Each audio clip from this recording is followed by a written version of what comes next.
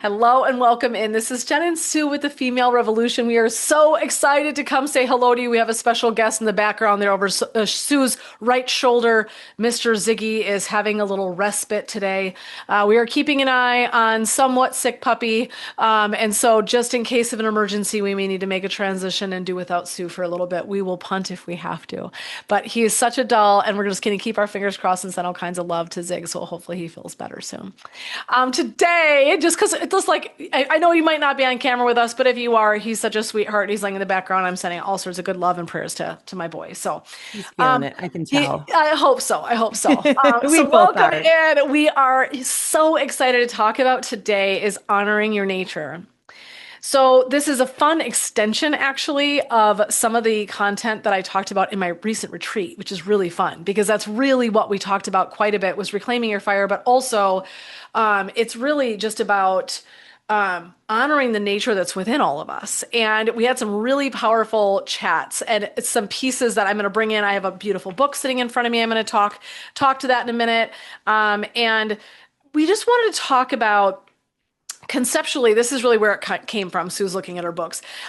Where it came, no, you're totally good. Where it came from is, I watched this woman come, I want to say it was Instagram, and forgive me because I don't remember which person it was. So I feel bad. I would normally give credit, and it was somebody I don't know that I follow them fully. Anyway, Been there. it was me. And so I know, sorry, I was flitting through. Anyway, she was talking, and this really struck me. She said, and I'm glad she talked about it because it's been on my heart for a long time. She said, is this the time of year when you go in to do New Year's resolutions? Is the time of year to be doing that in January? Oh, I know the answer to that. What is the answer? The answer is no, Why not? because it's too late. Because we are going into a time of the fall and harvest season is the time of transition. Yep. That's where you want to get it all into place so that when that newness comes in, you are ready for it. Exactly. So that's exactly the nature of what we're going to be talking about today, which is why we're both super excited to be bringing this to you guys. This is going to feel a little, not going to lie, maybe a little witchy, a little this, a little that. Hang tight with us. Like I actually am really excited. I love that I'm dressed in black and I've got like my moon earrings. Like it's so perfect. But anyway, so we're going to be talking about how to really honor your nature and really the rhythms of nature.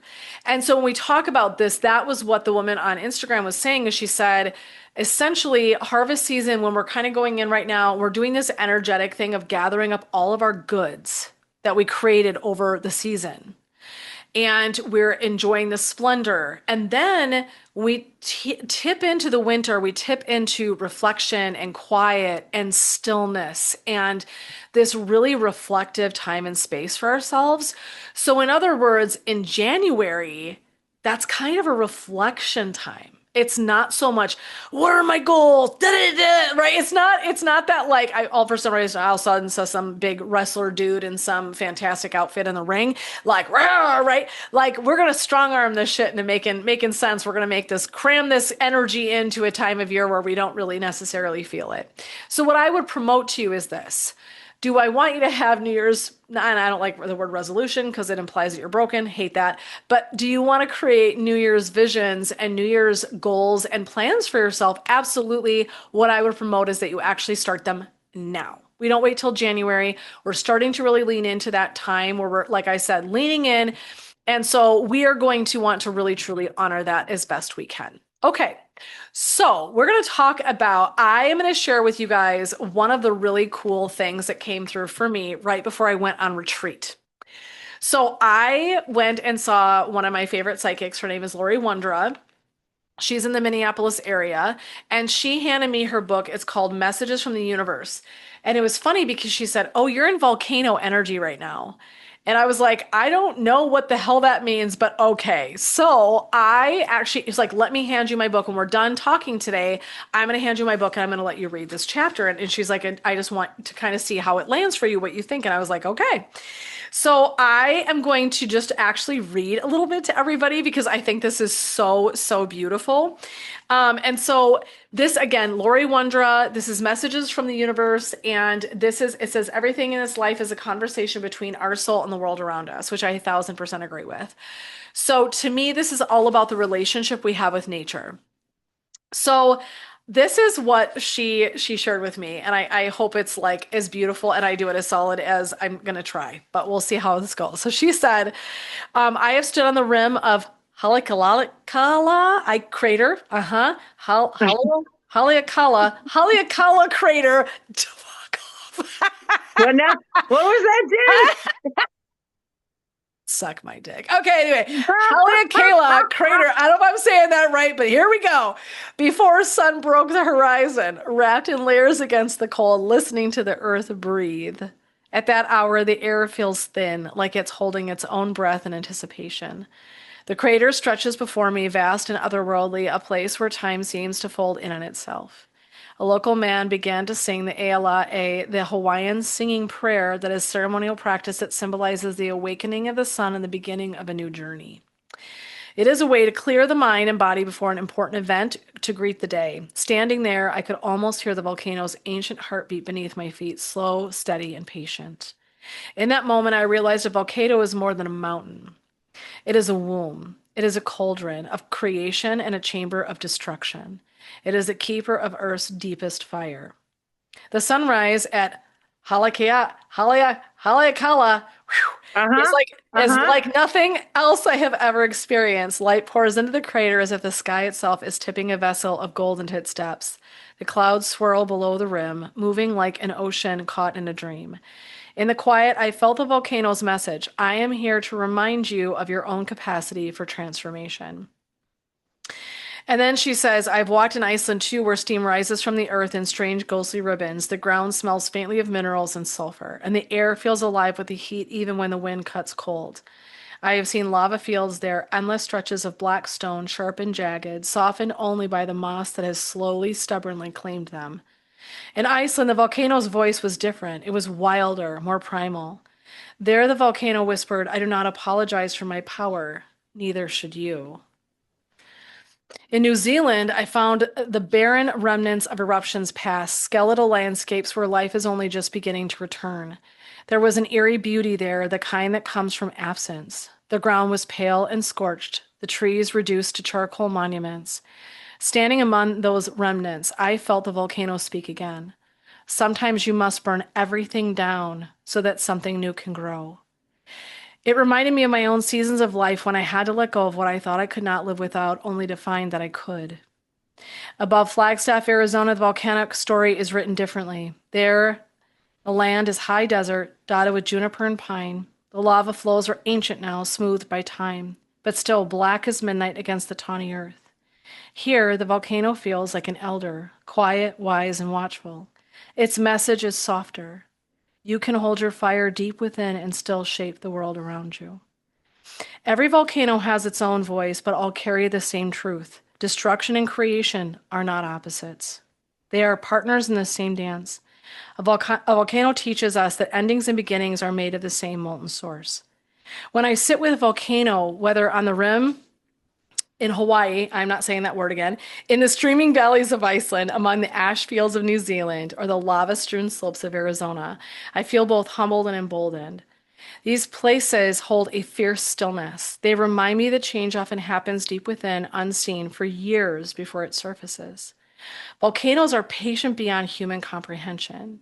They can sleep for centuries, holding their fire quietly, shaping the land in subtle ways, and then when the time is right, they erupt. Sudden, unstoppable, and forever altering the landscape. There is wisdom in that. We live in a world that demands constant motion, constant output, constant eruption. Volcano teaches us the opposite. Do not fear your dormancy. Just because you are not erupting does not mean you are not changing. Transformation often begins where no one can see. Now, I'm going to just pause a second here in my reading because that is exactly what we're talking about. And we're talking about the fall, right? So it says, like, the volcano teaches us the opposite. Do not fear your dormancy. So Mm. when we're intended in the winter to go into dormancy and stillness and quiet and reflection, that is just as powerful as the moments that we're letting off steam and erupting and having those big, powerful moments. All of that's part of the equation. So I wanted to just like grab that ideas before I kept reading. And it says, volcanoes also carry another lesson about release. When pressure builds beneath the surface, it must find a way out. Otherwise, otherwise known as steam vents. We'll talk about that later. I'll write that down. Steam vents, steam vents. Okay. Steam vents. This became powerful for the retreat. So, a volcano that cannot release eventually fractures. We are not so different. When we ignore our own pressure, emotions, truths, dreams waiting to be spoken, we too can crack in ways that are painful and messy. The volcano tells me better to release in your own rhythm than to wait until you have no choice. Hmm. I know, right? Drop that one. When I walked across the lava fields in Iceland, I thought about how those jagged black rocks had once been a river of fire, unstoppable and molten. Now they are solid, almost immovable. The transformation from liquid to stone was absolute, yet it did not end the volcano's life. It simply shifted form. We too can shift forms many times in our lives. What once flowed hot in us can cool into something steady and enduring.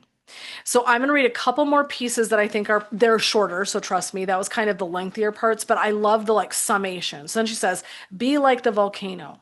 Practical and spiritual lessons. Honor your own seasons of stillness and eruption. Okay, this is totally what we're getting into. This is why this is so beautifully linked. You are not meant to be on all the time. Dormancy is not failure, it's preparation. Hmm. Hold your power without apology. Like the volcano, you don't have to shrink their fire to make others comfortable. Transform from the inside out. True change often happens beneath the surface, unseen until the moment is right. Release pressure before it becomes destructive. Hmm. Defense. Speak your truth, express your feelings, take action when needed in your own timing. Let endings make way for beginnings. When something in your life is burning away, trust that space is being made for what is next. So whatever Hmm. we lose, we're making space for something else, which is beautiful. Be willing to reshape your landscape. Just as a volcano changes the earth, you can change your life in ways that may seem impossible now. Root yourself deeply. The volcano's power comes from in its deep connection to the earth. Stay grounded as you grow and change. Respect your cycles of creation and destruction. Both are sacred and necessary. And then she says to finish, and we're almost done. When I think of all the volcanoes I have known, each one etched in my memory by sight, sound, and scent, I realize that they are not merely mountains that breathe fire. They are living mirrors of the human spirit. They hold the wisdom of the earth's deepest core and offer it freely to those willing to listen. The next time you find yourself at the foot of a volcano, or even just looking at one in the distance, pause and listen. Let its stillness and fire speak to you. Remember that you too carry a core of molten possibility. When the time is right, you can rise, reshape, and renew the world around you. Okay, Hmm. so freaking good. So I'm going to keep well, I'm not going to keep my pen there because I don't want to. Here we go. I'll grab another one and keep my marker here. So again, this is Lori Wondra, her book, which is incredible. I highly recommend Messages from the Universe. I'm showing it on YouTube. We will put a link to that so that you guys at least have the name. I don't know if it's open and like up for grabs yet or not. She was just doing finishing touches. So I have one before it was like, she was generous enough to share this with me. So should be coming on the market. I highly recommend. She's absolutely phenomenal. Okay. Again, this is what's neat about this. I'm going to share something that's really potent about this specifically. What's funny is before I went to see Lori, before I went on my retreat, I had been working with my healer and she kept talking about volcano energy that I was working with. And so I was fascinated that we were talking about this in my own healing sessions. And she was saying, she's like, it's like you've had all this power that's been dormant. And because you've kept so much of it inside, now Hmm. at 50, 51, that's that whole energy that Yeah. is like crazy hot, crazy kind of lava coming out that's like filled with big feelings and feeling the need to move and change and shift and transform and like what did serve us no longer serves us and we're transforming all this energy. And because I said I keep feeling like my feelings are right at the surface and that is so volcanic.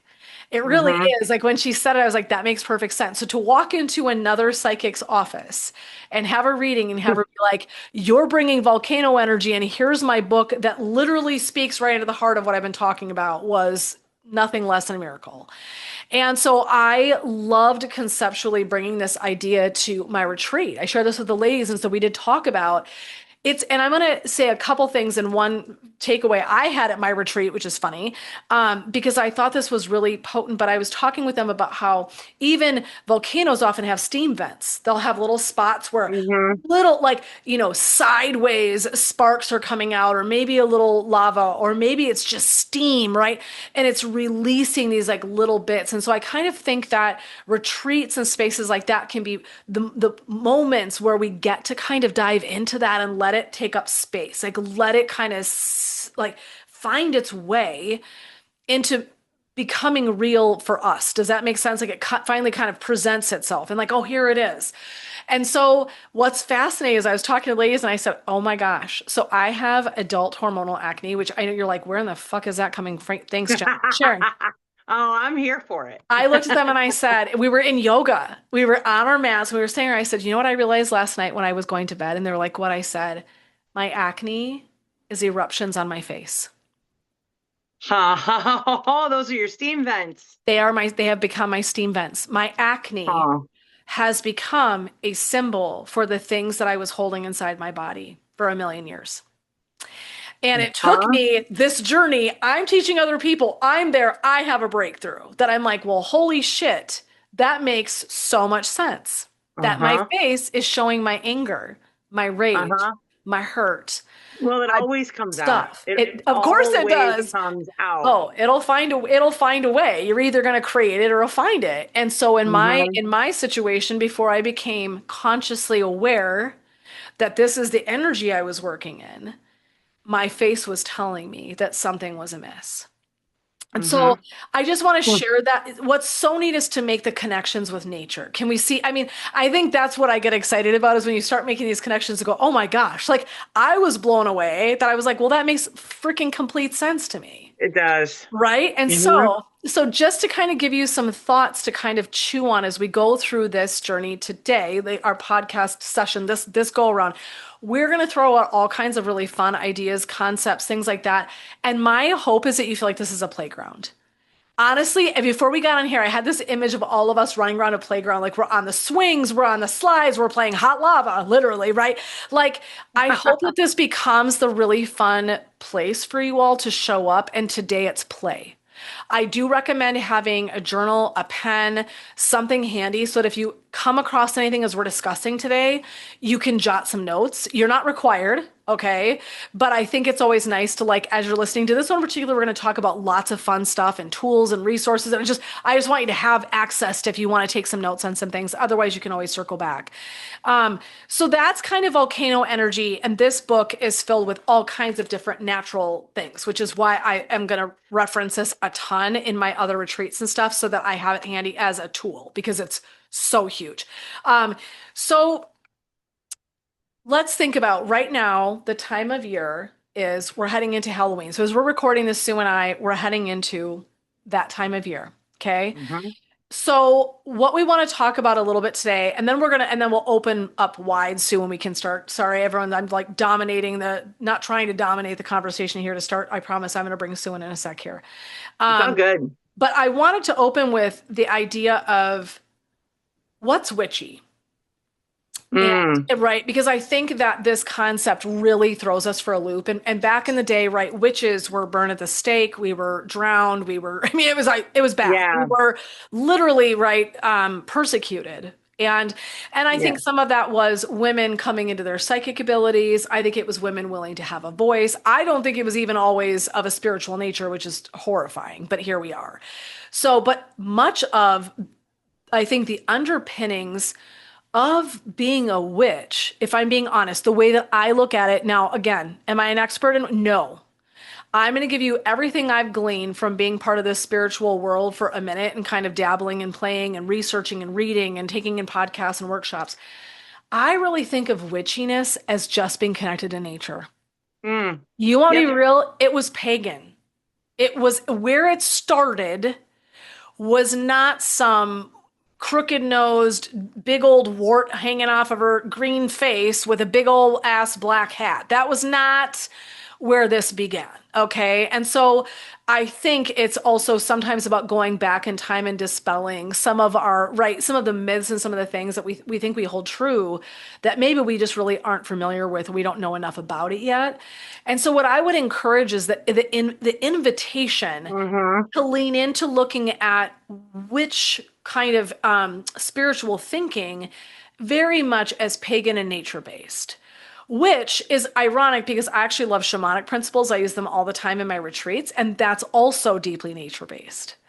So I think we can Mm-hmm. call these things something witchy and woo and did it, but the truth is that a lot of this stuff has actually been around well before any Western medicine. It was created well before Western medicine was a thing, and how we looked at our bodies and healing and things like that. So to me, it's really primal. I know that sounds funny, but that's the word I'm going to use because I know that she used it in here too. But it's very, to me, nature's primal.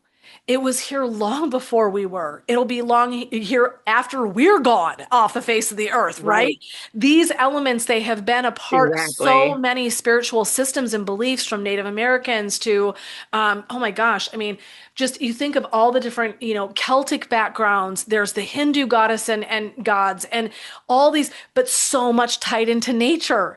So much of it is dialed into the seasons and the energy of the seasons and things like that. So to me, one of the things I'd love to see us do better in our culture and our conditioning, which is real, this is tough because we live in this really hustle culture, is to start dialing in living more within the rhythm of your actual nature.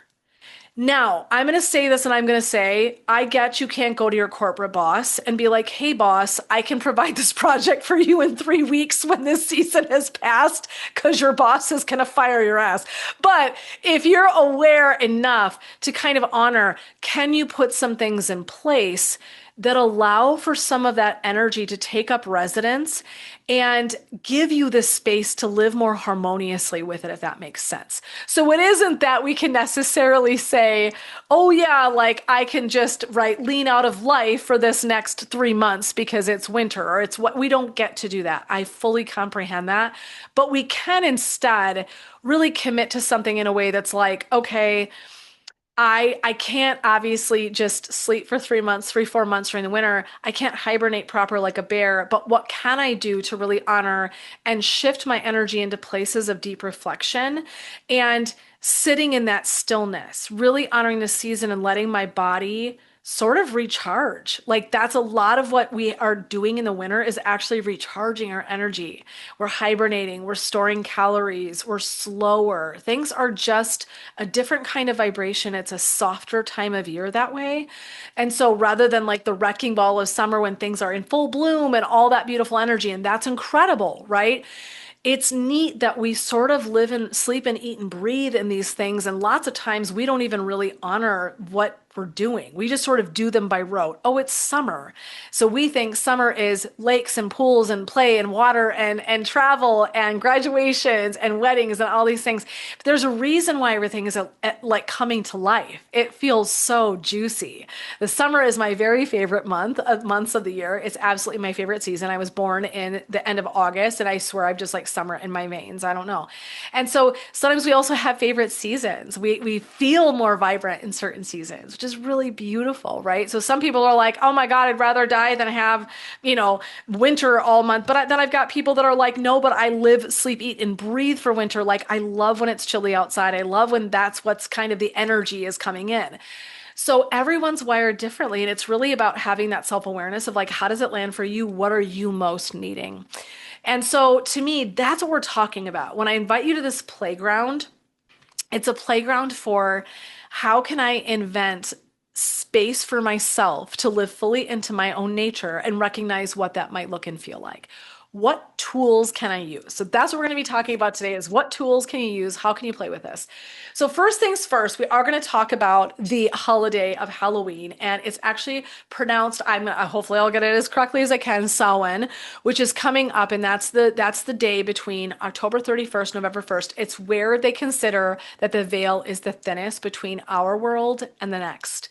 And that's really what it was all about. It was about honoring your ancestors. It was beautiful. It wasn't wasn't meant to be scary. It wasn't meant to be any of the things that we sort of associate, right? But even love that the idea that when the veil's the thinnest, people are doing things like Day of the Dead. That's right. That's the concept, is that the veil's the thinnest and we get to spend time with our loved ones then in that sweet space. So as you lean to Samhain this year or Halloween, maybe think about it differently, right? Oh, this is a change of the guards. This is a change of the season. This is moving from kind of fall into winter. We're moving from one space of harvest into reflection and integratory time. I'm leaning into that hibernation where I go inward and it's deep reflection, and I'm doing my volcanic work that might be beneath the surface. It might not be as visible. It could be, but it might be that you're doing a lot of your really deep and transformative work on the inside underneath the layers where maybe nobody else can even see you. Okay. So that's a thing that can happen. So I love this idea of it being about, again, like just you get to honor ancestors, things like that. I'm looking at some of the notes that I had. And so things like death, rebirth, and the dark goddesses, those are other really fun things to play with. So when I say that, you can think of these goddesses. It could look like Morrigan, Hecate, Persephone, shadow transformation, and power of reclaim through descent. So we want to make that connection of like, wow, I can go deep, deep, deep, and then I can have this powerful reclamation with that. So those are just a few of the goddesses that kind of come that are like that dark kind of energy. And I love that. Kali. Kali is one of my favorite Hindu goddesses, and she's the mystery, and she's the womb, and she's the magic. And so she's like, oh, she's so juicy to me. So there are Love dark her. goddesses, I know, same, but like that doesn't mean that they're dark bad. Okay. Right. They tend to have a little bit more of that shadowy energy, but that's what you're in the season of, friends. Hmm. And so it's really about honoring all of those things that I think are really potent. So again, we can coordinate with things like rituals and ceremonies.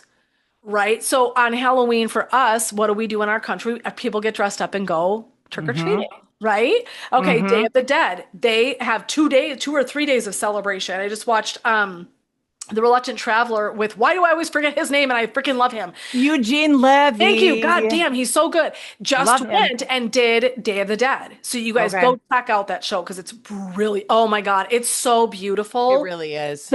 I mean, all of even just like the imagery is so stunning, but the stories and how he immerses into it with the personal connections is so potent and beautiful. And he walked away, he was like, this totally deepened my understanding Yeah. of what this is, right? So cool.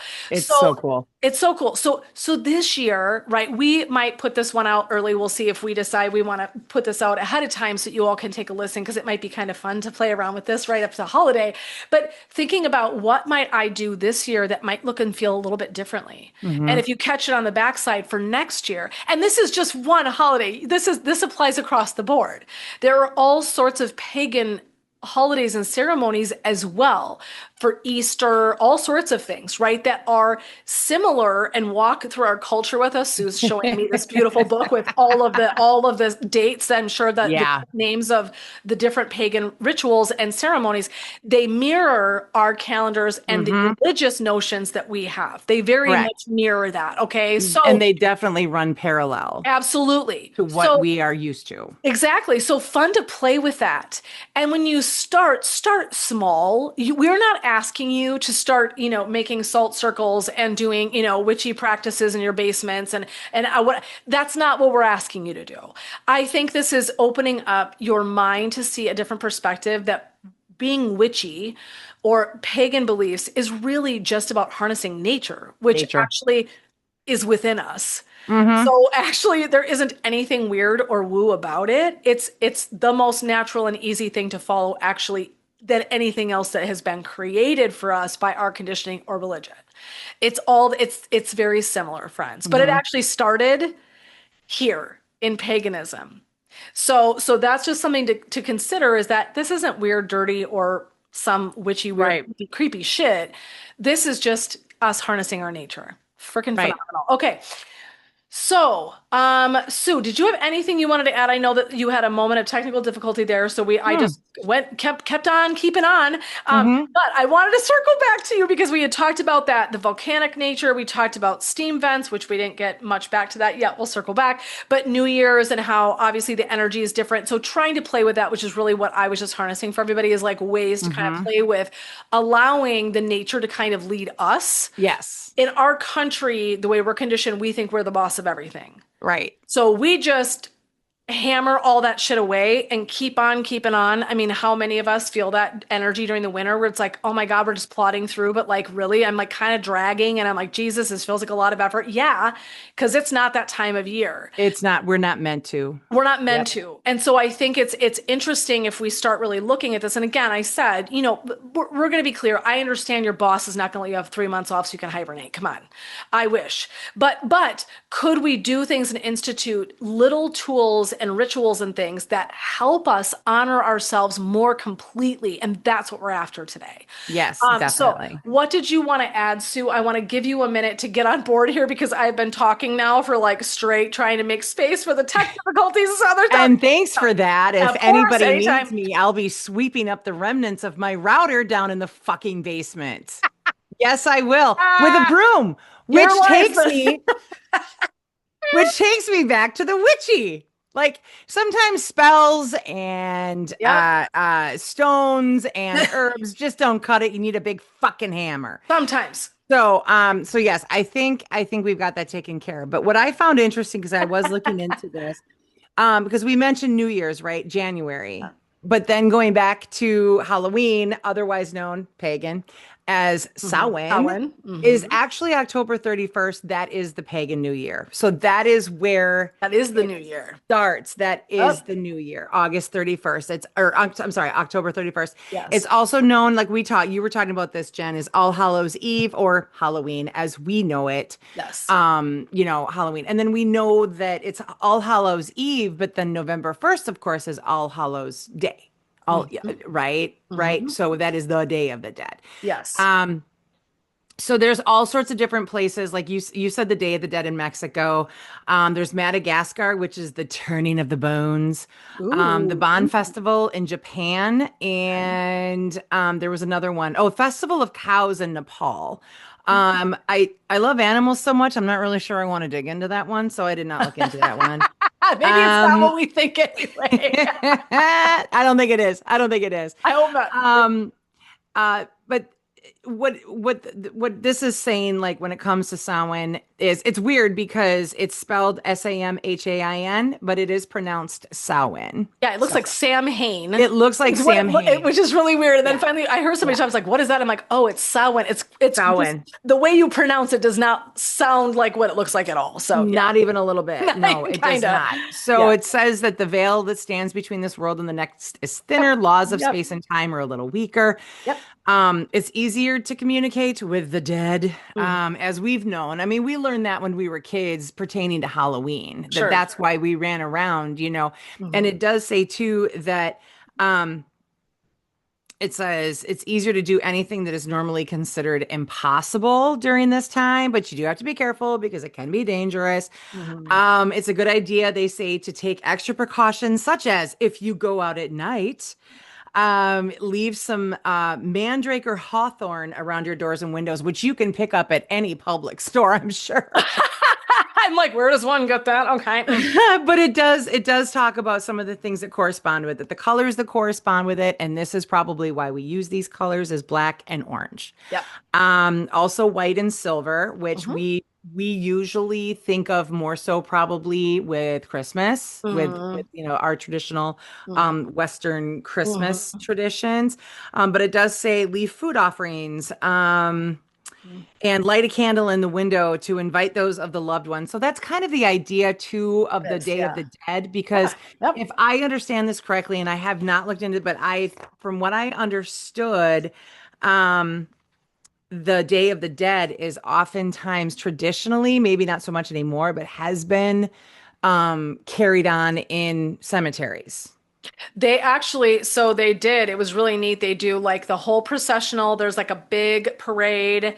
Now, if this is if you're in a traditional space for observing this, but there's a Correct. beautiful big parade. They're like, we are not afraid of the dead. Mm-hmm. This is actually celebratory to us. We are not afraid.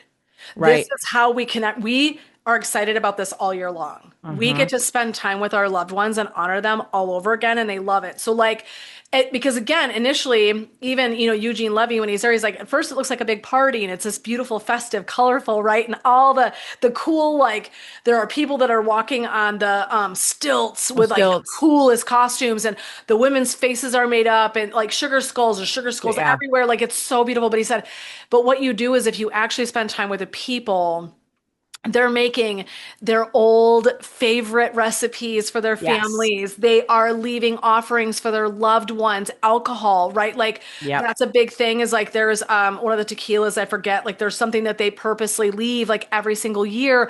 It's Mm-hmm. and then he said and then it's very serious. And then Yes. yes, they're still partying, but there is this part where they'll like go into like the cemeteries, and the cemeteries are I mean, when I say immaculately decorate with the most beautiful Mm-hmm. colors and flowers and And candles. food and candles and Yeah. oh my God, it's just such a celebration. It's so different than what we see in our country. Halloween's become scary, and I love scary shit. So like I Same. also love Halloween across the board regardless. But Same. that's we have taken it to a place where actually they don't take it at all. That's not how they see it, that it's scary Right. or frightening. It's like, no, this is, we get to celebrate and be with our people for Yeah. like a couple of days. And it's a magic window. And then the window closes again. And then we wait till the next time. Right. And so it's such a different celebration. It feels Mm-hmm. totally different than what we're accustomed to in our country. But Yeah. it was so stunning and beautiful. And so, yeah, so to me, what I think is fun is starting to draw those parallels between different. So, like, I know Mm-hmm. we're making our way up to Halloween, but they're like everywhere. There's like, again, for Yeah. Easter, for, all these different ones for the year. They just mirror our ones that we Exactly. mostly observe in our country today. So, Exactly. so fun to think about to me, what tools? So the tools that I think are fun to play with, I'm going to lob them out there and then Sue, I'll see what your thoughts are if you want to add anything to this. So I said rituals. I love Mm-hmm. ritual. I'm a ritual nerd.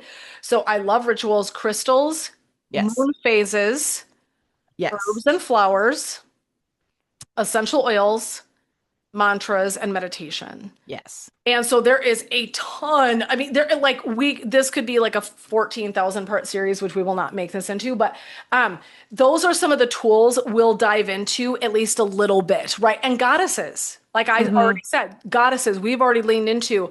There are probably gods and goddesses you can play with the energy that they bring, right? Mm-hmm. Mm-hmm. So neat to tap into any of those things. So did you have any other tools to add to my list? Because this was What just what I was coming up with, but you may have other things. Well, going back to when we were talking about the Day of the Dead, what I think is interesting, I feel like there's obviously so many different parallels, or I should say there are various parallels between what it is that we grew up with traditionally. Like we learned that you run around with costumes because then you're confusing the spirits. That's what we learned because you don't know, stay away from that because that's Yeah, evil, that's scary. scary, it's Sure. demonic or whatever. But it's interesting that then when you have your traditions in Mexico with Day of the Dead, it's the exact opposite. We want to go and visit them. We Yes. want to We like want to engage. commune with them and Yes, communicate. And we're just exactly. running around with plastic costumes going, oh, we're getting candy. I hope the spirits don't get me. Yeah, Um, the hot plastic oh face my mask. God, those were so ridiculous. I I saw a was meme the strawberry other day. shortcake one year, and I'm lucky I didn't pass out. What were you gonna Oh, say? Sorry. Oh yeah. seriously. Oh yeah. Yeah. I saw a meme the other day, and I'm sure everybody has seen this, but it's a classroom full of children with those plastic costumes on looking at the camera. And it said something along the lines of our childhood Halloween costumes look like a bunch of demonic, possessed human beings just, getting ready for the purge. Oh, Like it totally it was does just so look. freaky, so It scary. totally did.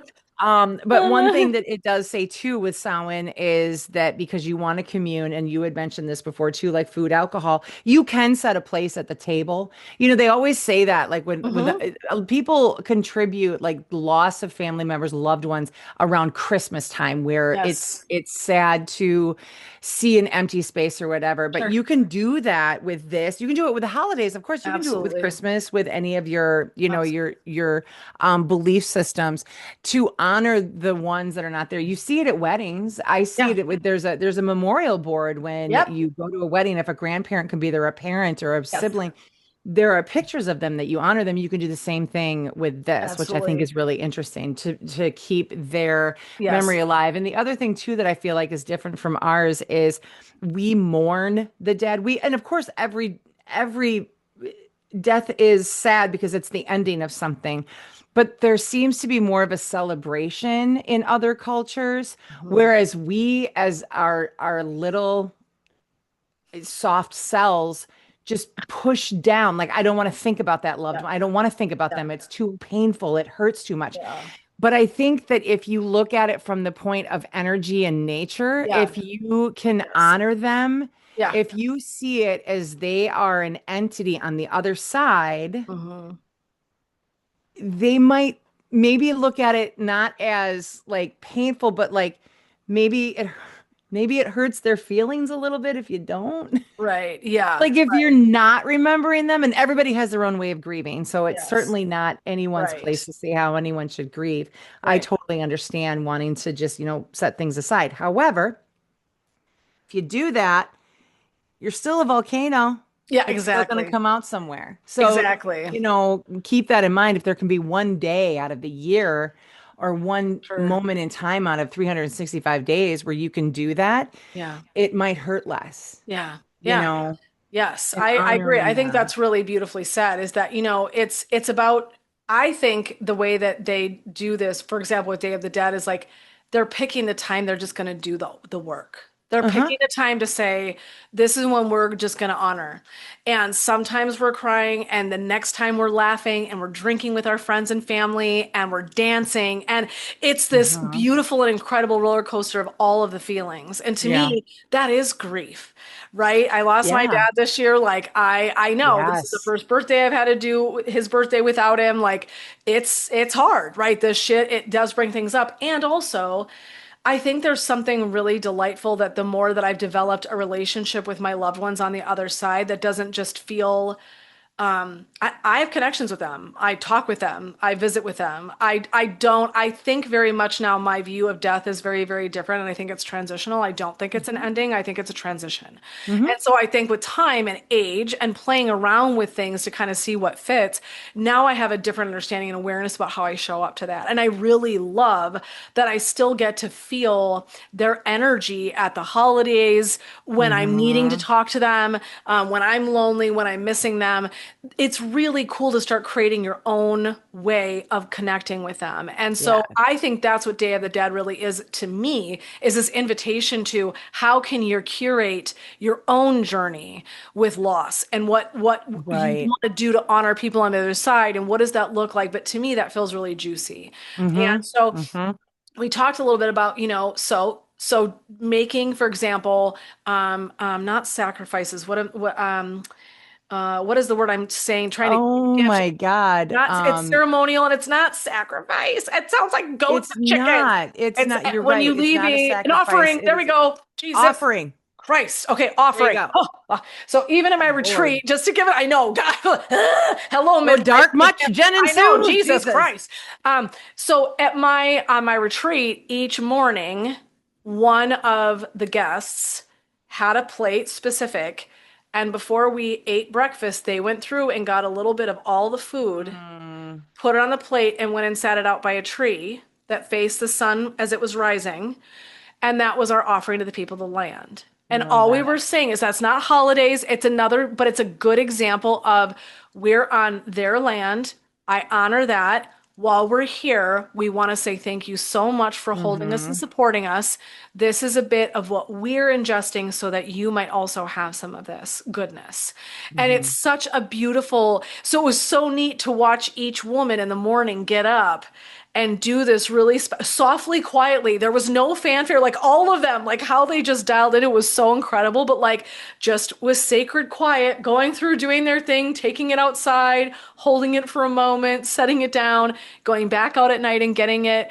there is something really potent about those That's kinds so of sweet. things. And so to me, thinking of, offerings, it's not sacrifice because that sounds like some scary shit. But No, it's not. in other words, offerings are just where you say, thank you so much for allowing me to be here. So Hmm. even we went in the Narrows, for example, before we did the hike, we found a sweet space where there was some trees like right along the river, and we just congregated as a group. And I did an offering right there at the tree.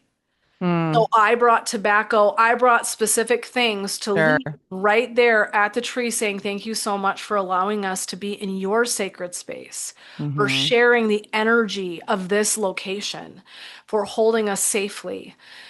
That to me is huge. So there's so many neat little ways that so when you even at your plate at your table, let's say like Thanksgiving is going to be right around the corner, maybe you do that same plate and you do put just a little bit of everything in Hmm. honor of all the people that aren't physically present that day. Hmm. How special to just have that out there, even if it's on the table, or if you do want to take it outside and then just let, nature eat it. Some critter will probably find their way to Right, it as long as exactly. it's safe. Yeah. So to me, beautiful, beautiful energy though, right? So what we want to do is open up this idea that don't get in the box. I think we are very in our country conditioned to sort of look at the holidays and our experiences in like little neat nifty boxes.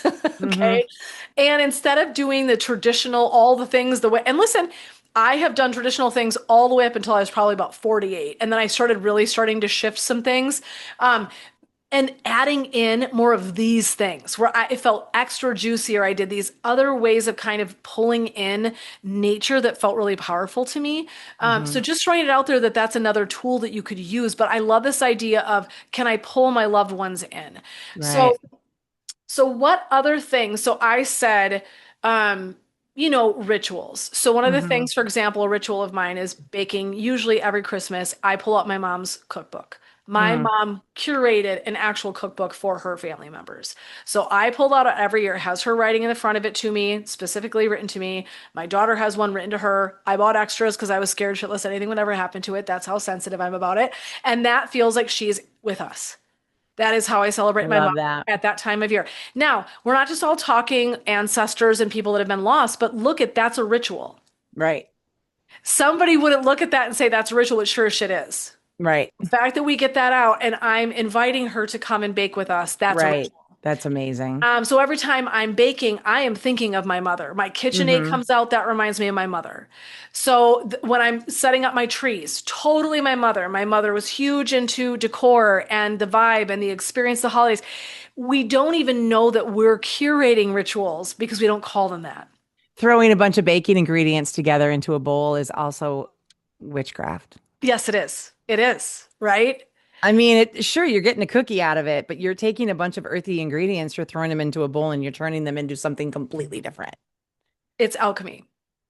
Hmm. So we can make them whatever we want to call it makes us feel better in our culture, but the truth is that we're all doing witchy shit all the time and we just don't. Blowing your birthday That's candles out. it. That's a Yep. spell. Yep. You're So, making a wish. You're yep. right. So, Yeah. so look at how many things that we can identify just for fun in 2 seconds that are Right. absolutely rituals that you're doing, whether or not you recognize that that's what you're doing. So, Correct. so picking things and then being intentional with it. So one is I have some I started doing without really recognizing the rituals. Now I know, oh, that's my ritual with my mom. But Hmm. we can be really methodical. Do I want a ritual Hmm. around Christmas? Do I want a ritual around Easter? What that's renewal for so many people, right? Spring is Hmm. everything's coming back to life. What kinds of things would I like to do during that time of year? That's to me, this is like a canvas. This is like candy to me. These fun things like Yeah. picking and choosing what am I going to play with? What do I want to have some intention around? Is it a moon phase? Is it a kind of herb? Is it a flower? I love things like that. So to me, Hmm. that's where I deepen my practices. And so it's interesting. I went and when I did a recent corporate event where I did meditation and sound baths, I was actually out shopping and preparing for that event. And I bought a certain spray that I wanted to bring that Oh. people wanted to set an Hmm. intention, which I love those. Oh my God, they're so good.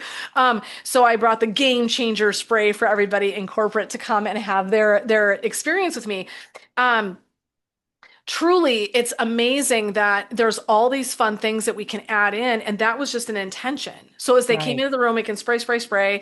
Um, it's 2 seconds and somebody doesn't Right. even know that they've just anointed themselves. Yeah. That's you anointing yourself, friend. Like, Yeah. right? So something as simple as that is like, doesn't sound like a big thing, but it has a really potent thing. But anyway, so I'm shopping for this experience and I'm finding stones and I'm putting them in my basket as I'm shopping. Mm. Mm-hmm. And I realize I'm creating my own grid. Without Mm-hmm. realizing it effortfully, I'm trying to create a grid. I'm Right. buying the stones for the intention that I want the energy to be in that room that day. Right. Yep. They're sitting right over there. And I brought them with Mm-hmm. me to the event. Now, did I hold them up and go, everyone, this is my crystal No. for your energy healing? No, because they didn't need to know that. That wasn't part of the dialogue. Right. That shit's for me. Yes.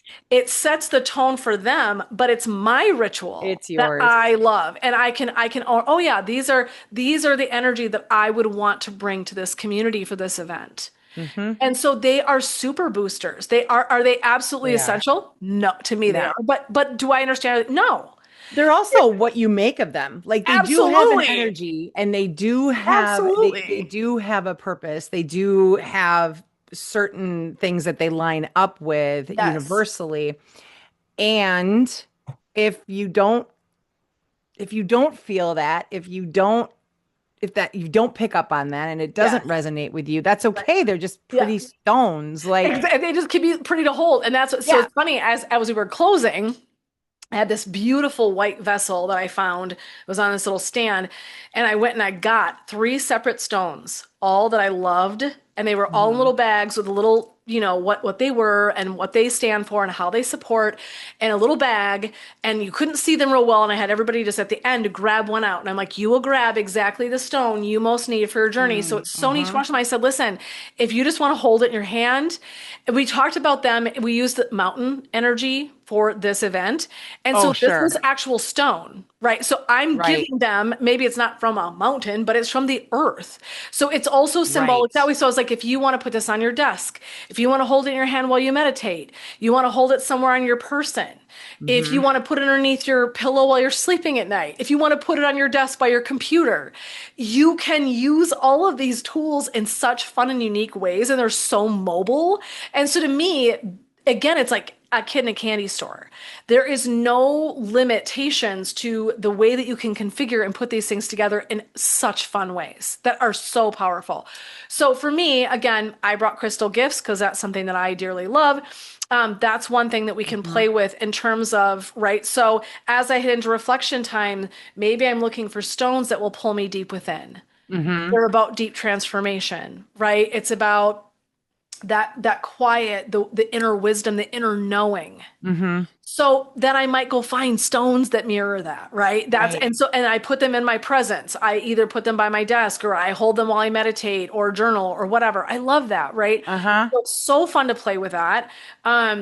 Moon phases, huge, Yes. huge. Moon That's phases my are big. favorite. It's My it's it's favorite. it's been fun. It's something that I started off and I was a little skeptical about. One of my clients is deeply, she's like, that moon, she is a bitch. She's trying to make a different relationship with her. She cracks me up when she comes into contact with the full moon. There's something that happens for her. She's fucking hilarious. I So love it. she's working on making Be friends with her. part I love wolf the moon. or is there Yeah, no. yeah, exactly. It's like what the hell is happening? But actually the moon phases are really important. And we've talked about this in the past, but super simplified.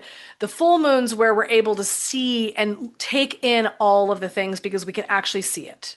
Mhm. Okay. Mhm. So that's a good time to reflect. How are things Mhm. going? Where are things at in this moment? That's what we're invited to do in a full moon. It's a great time to charge crystals, charge water, do all sorts of things. The full moon's really potent that way. The new moon is actually when we should be creating. Mm. New moon is the invitation when it goes dark. That's when we curate all of our ideas. It's like womb space. And we're Makes creating and sense. we're birthing and we're working it. And then again, in another however many days, we get the full moon to come back out and take a look at everything again. So Mm. that's kind of the fun. And I know that there's more specifics. I do have a book called Moon Spells. Mm. This is by Diane Alquist, How to Use the Phases of the Moon to Get What You Want. Ooh, I love Look at all that. the little pages that I marked already that I was like, that's fun, that's fun. So again, like to me, directions, basic steps. This book is so fun. And this is again, there is nothing shady in here. I'm going to Mm-mm. tell you something like people are so funny. Like look at this beautiful picture of like all the different directions being That blown. is so Look at it. cool. See, Is to that me, that's so? earthy. That's It's like, earthy. It's beautiful. Like I it don't. is. Oh my God, it's creepy. Like no, like No, it's not. I'm a cloud formation kind of girl. And listen, I grew up about as Lutheran as they come. And I went to a Catholic high Catholic school. school. I know, right? It is not, I'm in all seriousness, it is not easy to embrace what Jen and I are talking about Yep. if you have the traditional, and there is nothing wrong. I embrace my upbringing. Me too. Truly, I Yeah. truly do because it helped me feel protected and grounded. Absolutely. And there is something to be said about staying in that and keeping that with you if it's something that still resonates with you. Yes. I Agree. also know that it's very difficult to embrace what Jen and I are talking about if you are still holding on to that. And I don't, that's not how I want to say it. Like let it go so that you can do this. That's not what I'm saying at all. Yeah. I still have a vision of an entity. It's just that I don't say God anymore. I say universe. I say nature Source creators. because that is Yes. omnipresent as well, Yes. right? Exactly. Exactly. And so everybody has to kind of take their own steps and find their own way. If this is something that resonates with you, Agree. it is a process, especially as you get older. You are so Yeah. entrenched in your Yes. belief system because that's Yes. so tangible. The Bible is so tangible. Church Exactly. buildings are so tangible. And It's yeah, so comforting I agree. to have that. I agree. Um, and so like I said, it's this whole idea of merging the two, which you can do. Even in my Lutheran school, we were Absolutely. told you can question things. Yes. It's okay to question things. It doesn't mean you're walking away from your beliefs. Yes. It means that you're maybe introducing more things that might benefit you as you Yes. continue to progress through your journey. So, So, um, so well said. And I'm gonna, because I don't want to interrupt you, but I love this thought so big. yes. I had a client years ago. She was very, very religious. Very. Still is. I make it sound like she's gone. She's not. She's still very Mm. religious. She was attending She like worships Satan now, and she's she's not religious different, anymore. different kind of faith now. No, I'm just kidding. No, Yeah. she was amazing. And so what I loved about her, she came to one of my events and we were talking about energy. Hmm. And one of the women raised her hand and asked me a question about religion as it relates to these things. And Yeah. actually she's like, Jen, do you mind if I say something? And I'm like, no, I would love it because I know you are filled with faith of a Yeah. very traditional looking method. And Yep. there's nothing wrong with that, okay? No. She spoke so eloquent. When I say to you, I wish to this day I had recorded every word she said because it was so potent how she was able to say, this does not detract one single Mm-mm. thing from my faith Hmm. practices. In fact, they have absolutely enhanced my spiritual Hmm. practice as a Christian. Hmm. And I was like, thank you for speaking the heart of that because I know that people get kind of like can get weirded out. And so just sitting here in my book, but just hear me out for a sec. So this is my moon spells book, and I'm not going to go through a whole thing, but just listen to the things that they ask you to have. Candles. Are there candles in churches? That's all.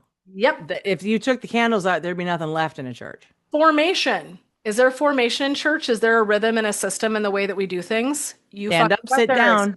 Directions to face. Do you stand up and sit down? Yep. Do you turn to your neighbor? Now, again, Hmm. are they all directions? No, but are you doing things like this? Yes, you are. Is your minister, preacher, or whatever faith you are they at the front? Are you all facing them in the front? Exactly, right? Exactly. And then moon phases. Do we look at that in terms of Christianity? No, but I love the idea of just like, oh, this is another one of those tools that I could bring in for my practice should I want to do that. Day of the week. What day of the week do you go to church on? On Sunday or Saturday, Maybe Saturday. maybe I'm just saying Wednesday. maybe Wednesday. But do But you there see are, what I'm yeah, saying? But there are yeah, days, right? So this right. is saying there's days of the week. Yep. Gemstones, incense. Is there incense in church? Is Yeah. there music in church? Yeah. Yeah. You just talked about church in a book that's called Moon Spells. See, and are there beautiful colors in the stained glass that You bet. are Of course similar there to are. gemstones? Of Yes, course of there course are. there are. Of course there are. Exactly. So that's I want to just bring that and present that as a way to make that beautiful connection that I don't think if you're listening to us and you're like, "Oh my God, I'm going to hell for." Listen, Yeah. you're It's not, easy to and think that. it I is. get that. And I get it that when this might feel new, you're going to be a little bit like, "Ooh, I'm walking on eggshells. How do I play with this?" I assure you that I think that if you start doing some research and really understanding this and playing with it, you're going to see that these tools all marry so Hmm. beautifully, no matter what your faith background is. If Hmm. I can be honest, full transparency. Incense music, I just added songs and movement songs. You go to church and you're going to sing. I Hmm. could probably even remember some from back in the day, if I'm being honest. If I sat in church Hmm. right now, do I know some? Do I know the Lord's Prayer? Do I know, right? The different, like, Right. there's a handful of them that I could read back to you without seeing anything, right? Okay. Hmm. So, same idea here is, but look at what kinds of music do you want to pull in? What Hmm. kinds of songs will lift you up and amplify and send messages around the concept of what you're dialing into? How Hmm. beautiful is that? Hmm. Movement, right? Even movement, like I said, sitting, standing. What are we doing? Hmm. We're anointing ourselves, Right. Yeah, the anoint that right? was another thing I was thinking because I'm not of the Catholic faith, Right. but I I'm know not that there either. But is it is I believe it's the Catholic faith where the holy water, you oh, anoint holy water, yourself you with the go holy in and you water. off, yes, and Yeah. you're making the sign of the cross. You Hmm. kneel before you go into the pew as a Hmm. Catholic. So there are Hmm. all kinds of ritualistic Rosaries. rosaries, and they're just the same as mala beads, friends. I hate to offend you all. It's very similar to a mala bead. Hmm. They're just prayer beads, Hmm. right? And so Hmm. if we get in our heads, then we start detracting and we start making separate notions about these practices. Oh, well, Hmm. that's for that company or that group, or that's for these people, and that's for witches, or that's for pagans, or that's for the. No, it's not. It's for everyone. It's for everyone. It's for And everybody. I will say too that if you do if someone would want to argue, I'm thinking of my boyfriend right now because we've had these discussions before. He's like, God, you're a fucking pagan. And I'm like, I'm not though. And then I'm like, wait, Yeah, you kind of are, but that's okay. maybe I am. But anyways, labels, who needs them? But um, these rituals were first. They were. That's Yep. So if you like saying like my boyfriend might argue is just like, yeah, well, you just stole it from whatever. I'm like, you know what? Your religion was Oh, enacted sometime in the mid 1800s, and I'm pretty sure this was first. yep. So there's evolution of things. There's always a different evolution of things. I Of mean, if you want to course. look at modern technology, look at the phone. You know what I mean? Look at it that way. We had a phone on a wall before. Exactly. That was when they Attached to were a in all wall. the houses. At one point in time, there was one phone in a town that you went to the post office to use, Yep. and that was your only means. So Yep. things evolve. There Yes. are evolutions, and Of there course. are certain morphs that you take certain traditions and then you morph it into something else that becomes more of a norm, Yeah. and so this is kind of the same thing. Like if you look at it, grassroots stones have been around for a very long time. Crystals have been around for a really long time, long before we were.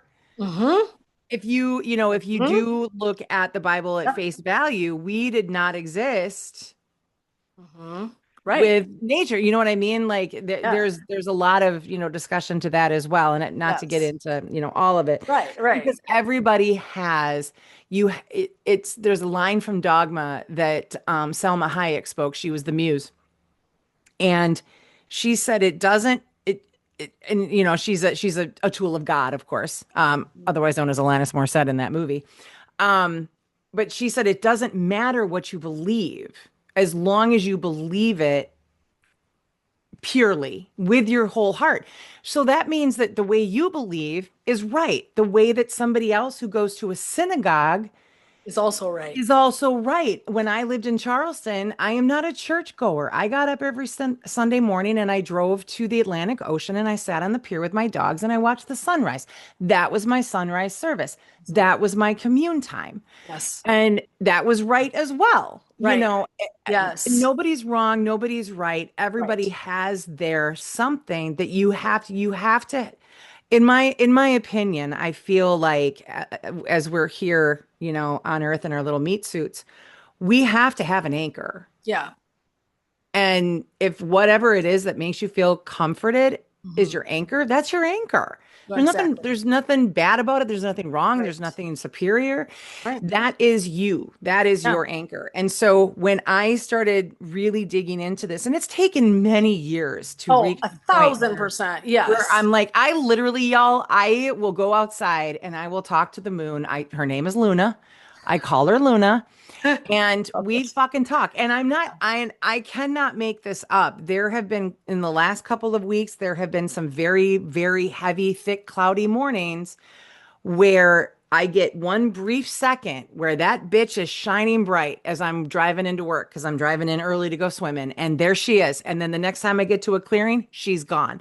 Yep. She did that on purpose. That to me is a communication. Yeah. So I'm very much into the moon. Same with last night. Oh, She was just a little crescent, but there was a yep. lot of clouds and she showed herself.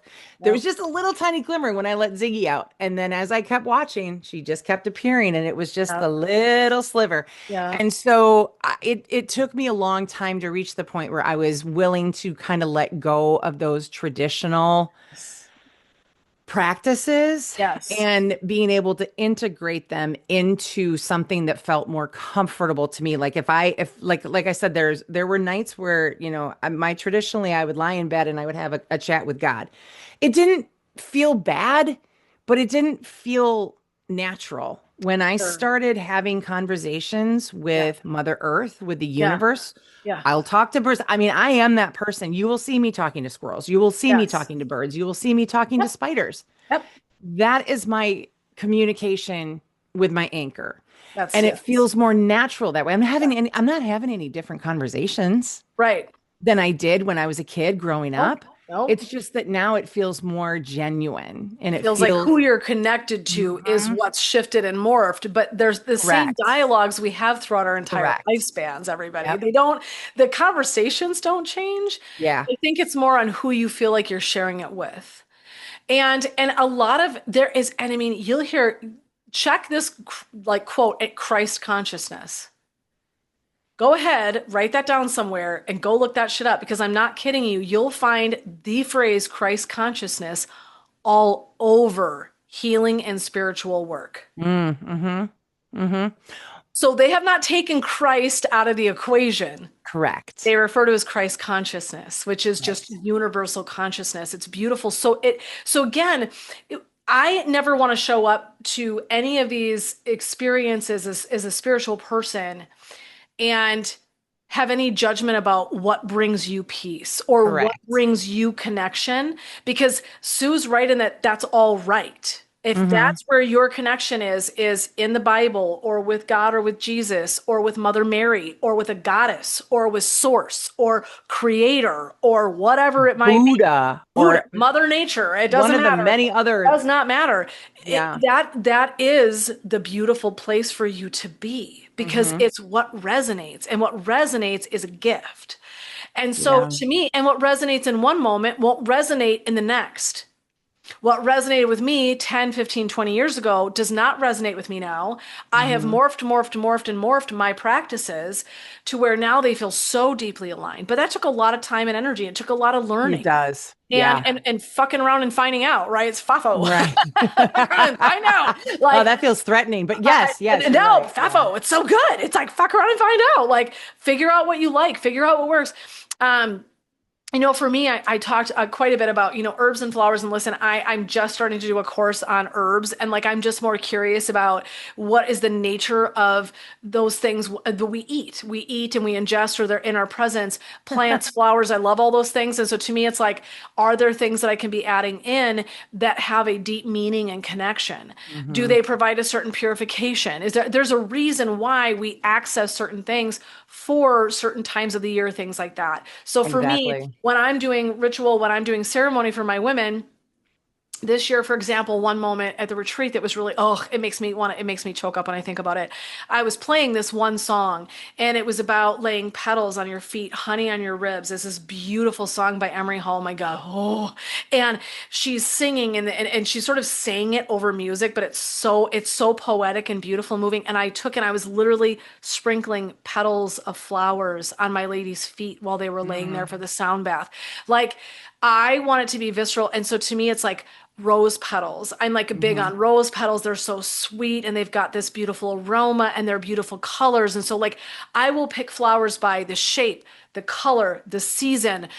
There's just things that enhance our journeys in those beautiful ways. And so I'll lay those things around my candles, right? I'll lay them around the floor with my mantra cards or around the yoga mats. They're so decorative, but they're pulling in nature and they're things that we Mhm. naturally think of as abundant and beautiful and powerful. So Right. it's things like that that I think are really juicy that even if you don't exactly know the meaning of a certain kind of flower, certainly you could look up and say, gosh, and there's so many platforms now you could go research. It's like, what would be a good flower for transformation? Go play Right. with it. They'll give you probably 20 different kinds of flowers that Mhm. might be associated with transformation, right? Mhm. Um, Mhm. so thinking about things like that, like what are the meanings of these things? Where do they grow? Right. Time of season are they out? Things like that. Um, so that's how I think you can start to play with those things. They could either be like on an altar or they could be something that you take in a nature leave outside. Again, it's not going to hurt Mhm. critters or, anything on the Right. as long as it's natural. So those are neat things to play with. And so I think of things like that that I really I'm dabbling. I know enough to be dangerous, and that's why I'm not going to talk about that at length because it's not something that I've really Right. done much with. The Yep. flowers I use abundantly for ceremony. Mhm. Abundant. What I Love, love love, about the love, love. rose petal, Yeah. when because the first as soon as you said rose, it made me think because we have some rose bushes out here that were my boyfriend's grandmother's. One thing that I will say about roses, when it's if you look at the was it etymology of Mhm. certain things like different flowers, their native land, and Sure. I'm talking in the wild. Like Yes. obviously we Right, know right, that there right. are different ones that are Yes. grown for commercial use. Roses will not bloom if the conditions are not absolutely perfect. You might go a season or two if the soil isn't right, if the temperatures are not right, if the energy is not right, they will not do what it is that they're supposed to do Mhm. if they're not comfortable with it. Sure. They How march awesome to is the beat that? of their own little buds and they No, I won't. love So that. you have to nurture them. You have to give them the right environment. If you Yes. want to see a rose bloom in the middle Yep. of January in Yep. Wisconsin, it's not going to happen. Yep. If you have a spring that's too wet or too dry, it's not going to happen. And that's not just the roses. The reason I say that is because All of it's them. like we have them and we don't always see them every year. So when we Yes. do, it's like, oh my God, things are Yeah. good. It's things are happening in just the right way. And what you're Mhm. watching, I think for me, here's what it is. I know for me, if I was going to the sweetest spot inside my soul that speaks to me about flowers, there actually my daughter's name is Chloe, and it means to bloom. Mm, And to me, I have always just imagined that that is what I love about flowers is they can be so unexpected. They can grow in strange places and their entire lifespan is opening. I mean, right, their entire goal is to open and be more expansive. They are so symbolic for us as people. I mean, like the mhm, symbolism of like the heart opening, our souls opening, our minds mhm, opening, like they're right, just the radiance of the sun and being able to take the light in because that just feels so good. mhm. So to me, it's that's they're so symbolic. The fact that they have roots that dive way deep down to stay Mhm. grounded part of the time. They're not as Right. sturdy as trees, but right, they like stay kind of rooted in the ground until somebody comes and either cuts them or has to mow Yeah. them down or they just naturally pass away because the season has passed. Yeah. So like there it's just to me when you're playing with these things, you're playing with things that are just around you. They're so beautiful and informative and symbolic. And so Mhm. that's how I think of them. So again, herbs and flowers. Oils. So Yeah. essential oils, I could talk about these till the cows come home. We're not gonna because again, we don't have time. But I Absolutely. And I will tell you, I use ChatGPT, I use Google, I have used so many different resources. Pinterest is amazing if you want to look at essential oils, oil brands, oil blends. Hmm.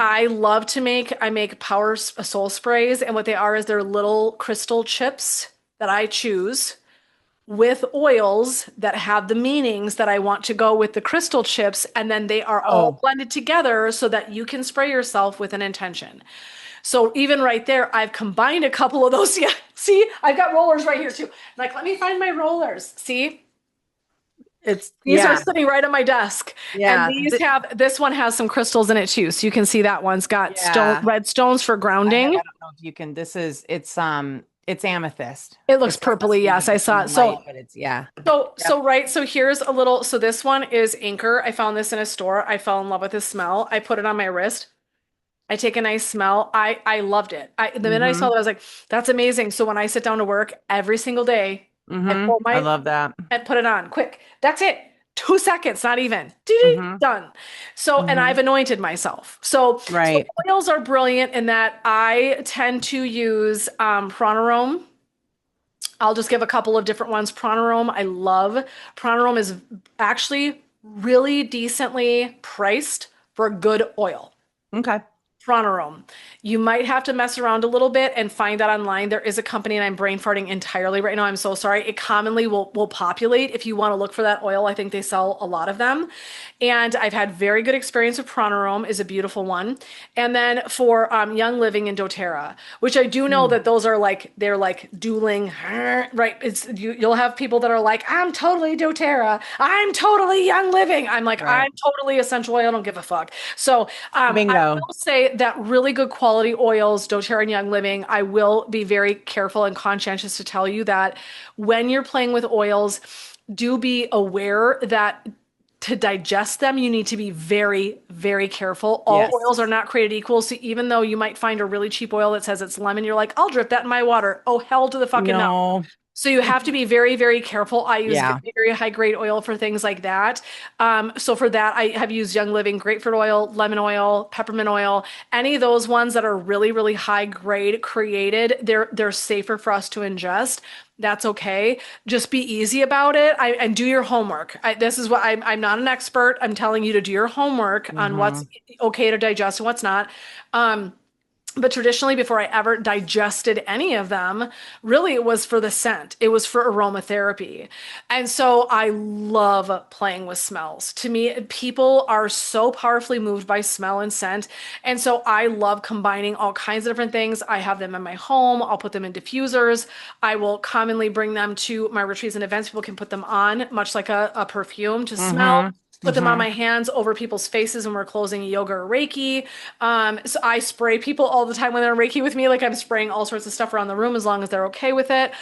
So to me, oils are again, they're just an addition. Right? It's like, oh, it's an extra juicy thing. And I love scents. I know some people are very sensitive. I love all smells. Like, I'm not, Hmm. like, freaky. I love fresh smells. I love perfumey smells. I love at the holidays like pine, all of that stuff, right? Super nostalgic. It just brings me back home.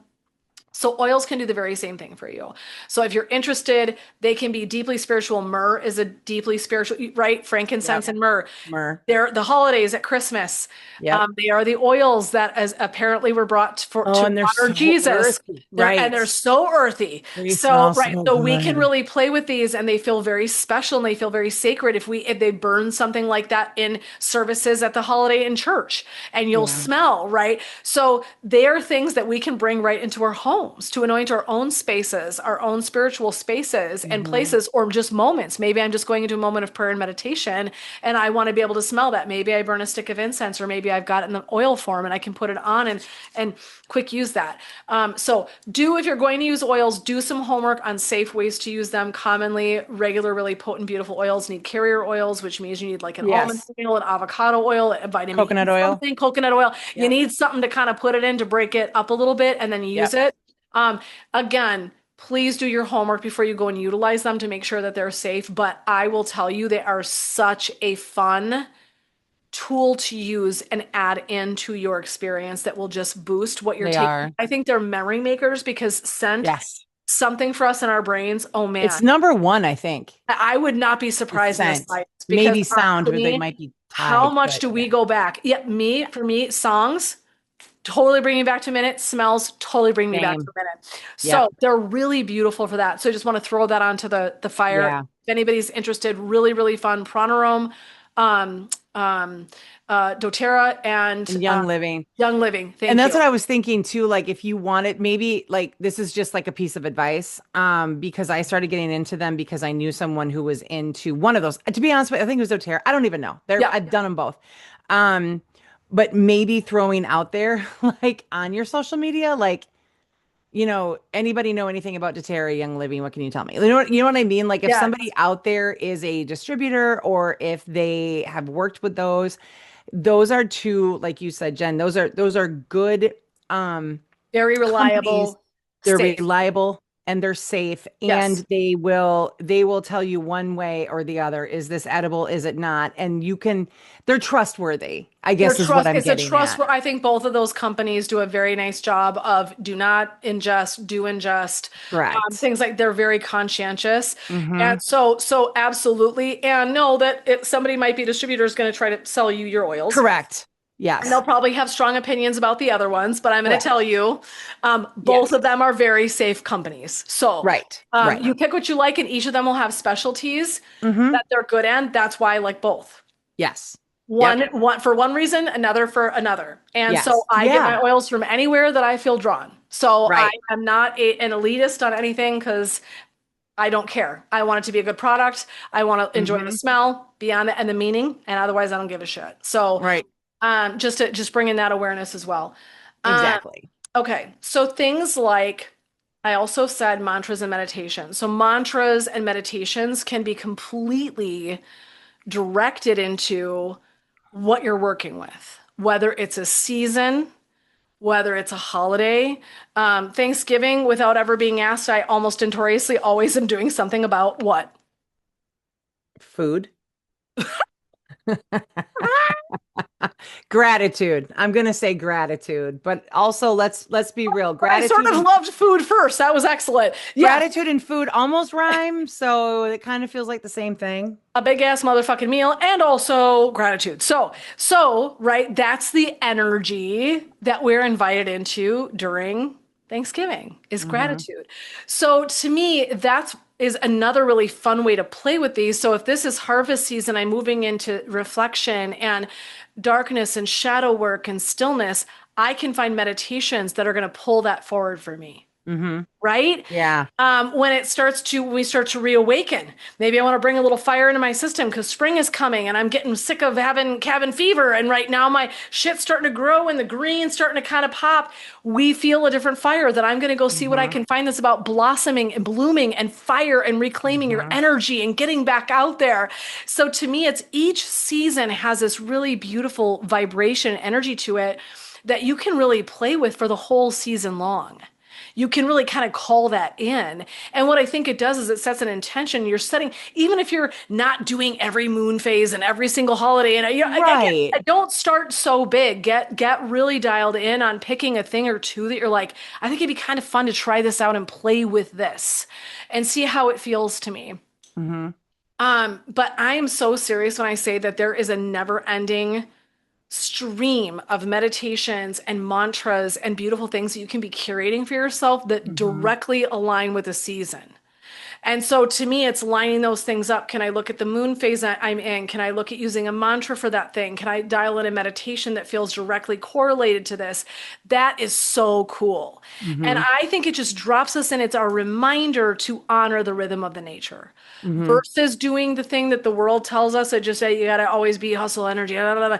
Instead of cramming through all the things, this is your invitation to slow the roll and Hmm. directly dial into the intention and energy of each season Hmm. in its own unique way. And I am serious when I say that I just think the way that you will feel is so different. It's going to feel so aligned to you instead of when I've started dialing back in the winter. I'm so grateful. I'm not going to lie. When I lean back a little bit and I'm in a quieter, reflective, I really appreciate that recharge time. Hmm. And does it mean I'm not working? Nope. I still No. have to work. I don't get to be off work. But am I mindfully curating time to be cozy, to be Hmm. still, to be quiet? I go to the salt cave. My husband and I tend to do the salt cave much more in the winter because it's warm inside of it. And it's also really good for your respiration. It's very healing. Been. So that's the time of year we love to go do that. It's very Hmm. dark and beautiful and cozy like a womb. So to me, that's harnessing things and events and experiences like that that really honor the essence of a season just keeps us dialed in. It feels Hmm. more aligned and like you're more in your skin. You're more able to kind of function the way that you'd like to. Hmm. That's at least been my experience. What has your experience been, Sue? Where are you at in this journey? Because I know this is like we just like fire hose everybody with all these beautiful ideas, and I know it can feel like a lot. I know, right? No, Where this are is you this is my favorite time of year. It is it and honest to God, it always has been. Yeah. It is, and I think because even as a kid, I was just like, oh my God, I love fall. I love the beautiful colors of the fall. I love how it gets cool. Yeah. I love how it gets windy. I love how things dry up. I love how we can stay inside. I love how the snow is coming. Yeah. I have always been in tune with the idea of hibernation and just being able to say, you know what, I can't go out because it's too cold.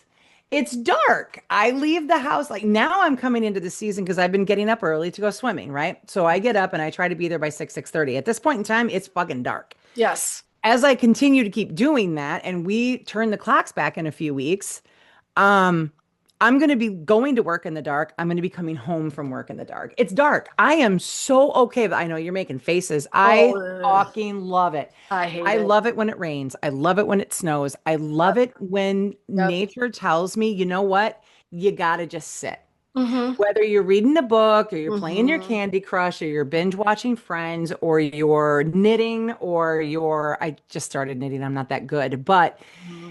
or crocheting, being able to give myself the grace to not kill myself and bust my ass doing Yeah. something that I think I should be doing Yes. is such a massive universal gift for me that I'm never not going to take advantage of it. Yes. And so for this being the new year, I think that and this is not something I didn't know that until I started looking into this after we Mm-hmm. talked. Mm-hmm. I did not know that this was a Mm-hmm. specific season for New Year. I knew that it was a hibernation.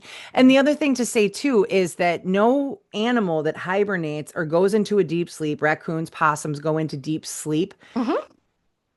When they wake up, they don't have regrets about the fact that they didn't do shit. They don't have any They reaction they to it. don't So have any we they want to just mirror that. Exactly. yes, Exactly. seriously. Exactly. Be No, a truly. raccoon, be a Exactly. possum. Just stay out Exactly. of the road, please. I beg of you, stay out of the road. Yeah. Um, but I think that there is something just so serene Yeah. about that. Mm-hmm. And then you get into your holiday. Like this is my favorite time of year. We're going into Halloween, which I love because I love the witchiness and I love the transition. Like you can feel like for me, I feel the wind shift. There was a couple of weeks ago, I went outside and I'm like, yep, fall is here. And it has not gotten warm since. Like Yep. this is fall. Yep. And I can feel it when I go outside at night and the moon is crisp and it's cold and I can see the moon and it's just like, God, it just jazzes me up. This is when I get my energy. When I get to summer, I wilt like a fucking flower. See, and that's when I wake up. So, Can't so do it. this is Isn't that no, crazy? but I love what you're saying because I think this is about you are probably wired for a certain season that feels real juicy to you. Hmm. So this is my question. You can answer this for us in the podcast. Come over to the Female Revolution in Facebook. I want to hear from you. What is the season that lights you up?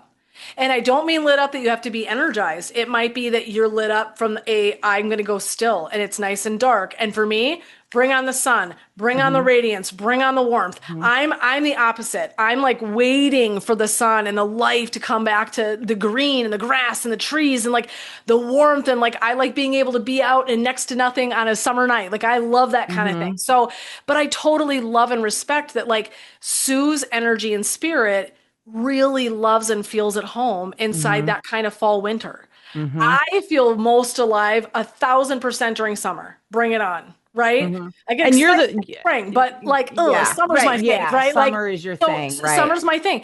And there's nothing wrong with that. And what I'm also going to say to you is try playing with that. So this is the other challenge I'm going to give you. One is identify which season you feel most at home in your body and spirit during, because you probably have one. If you start paying attention, like where do I do my best work? Where do I feel the best? Where does it feel most aligned? But then I also want you to think about what if I played with the opposite? So I get that Sue and I both have we're opposites. When you just Hmm. heard like I'm like all bringing in the sunshine and the warmth and the hot and the green and the growth, and Sue's like nah, bring in the dark beautiful fall colors and the quiet and the dark and the evenings and the like cozies, and it's cooler and it's all. So what happens? How can we both honor what we love, and can you play with being different in the season you're not as comfortable with? Hmm. How Hmm. can I play? How can I play with winter and make friends with it when it's not my normal MO? But I know that seasonally my energy is being asked to go stiller. It's Right. Yeah. quiet, it's reflective. It's how can I play with that? Because we still have to do life, right? We joked about this from the very Right. beginning. We don't get to sign off because there's a certain season going on. That's not real. But can I mess with that? Can I see what happens if I honor, oof, it's going to be hard for me to get up in the morning. See, that makes it hard for me to get up. Sue's like, she's like, I go to work in the dark and I come and I'm like, oh my God, like that's horrible for me. Like, I'm like, okay, but could I get one of those lights that's an alarm Yeah. clock that lights up in the morning, gives me 15 minutes of faux sunlight, lay there, pray, send my good thoughts out for everybody, get myself dialed in, do my own stuff, and then go get up and work out. I Hmm. could do that. So there's ways that we can play with these things. They don't have to be our enemies. Even if a season isn't your Right. favorite, can you play with that season and make friends with it? Hmm. How can you utilize that season to your energetic best? That's a So really good I'm question. still That's going to a throw good that out there that we experiment. don't just get to grow in a 3 month period or 4 month period. We don't, Right. not life. So how can I still be honoring myself and my rhythms during a certain season? How can I mess around with the one that doesn't fit the best? With my Right. ill-fitted pants, how can I make Yeah. friends with that? So Yeah. just want to throw that out there because I think it's really fun to kind of play around with it because we are still growing and learning and having experiences all year long. We don't Right. get to be like, I only get to do these things in these months. That's not real. So Correct. we Yeah. have to learn some rhythm and some skill with this. But I do think we can play with that and dial it more in to where it does feel more like a natural rhythm for us, which I think is Mhm. amazing. That is really cool. And it's funny you say that because I started now. So we have Jeffrey alternates corn and soybeans on our property. He does both every Hmm. season, Hmm. but on our property and actually with all of his fields, we have a little, I think he has like maybe an acre. I don't know how much, but we have a field behind our shed. Otherwise, he rents the land that he farms.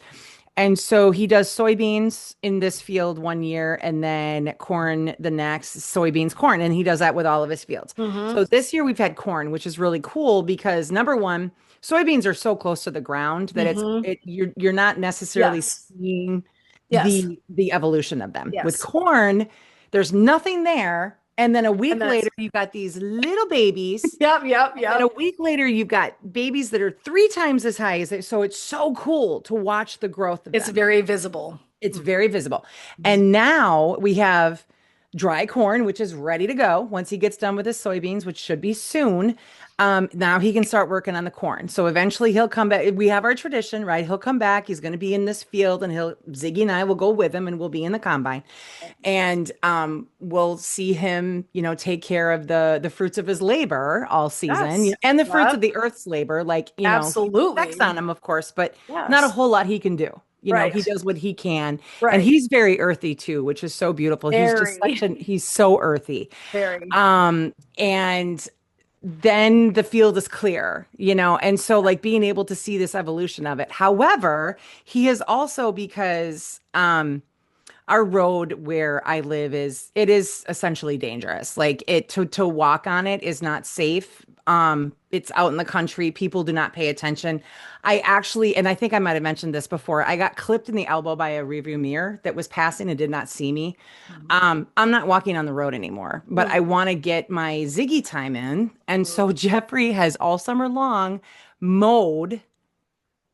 It takes him hours, but he mows a path. We have about 5 acres out here, and he mows a path for us so that we can go down with Ziggy. He can do his sniffing. We can do our walking. I can get my steps in and commune with nature. And he has it all the way down to the end of our property line. And then he has another area where there's like a turnaround where there's nothing planted.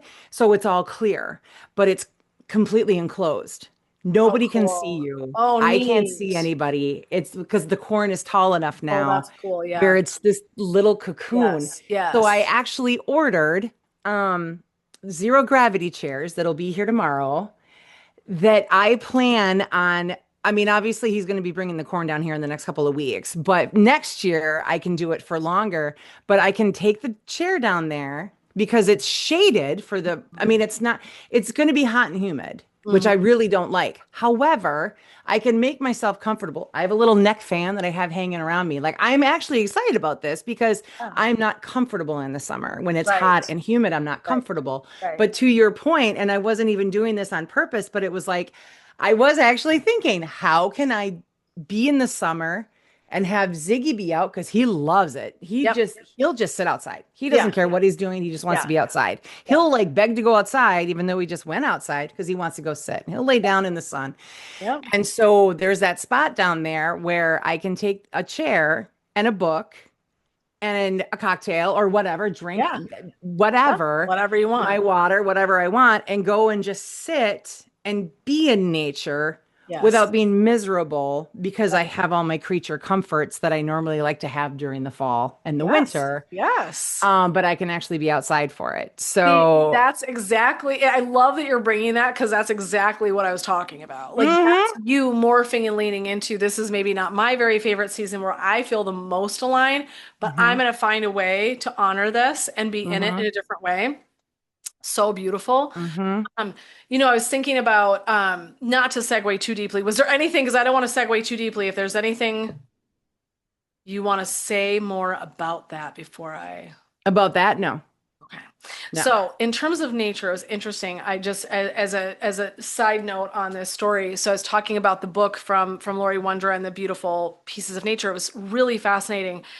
For my retreat, Available in paperback, by the way. I know, right? I know. I feel like I'm like have said it 25,000 times. And by Yes. the way, it's freaking sick. So any of her books, Yes. I fucking A, she's so good. Go buy And them. Okay. also too, Jen, just to cut touch on this because Yes. I try to be like responsible with resources. Yes, yes, yes.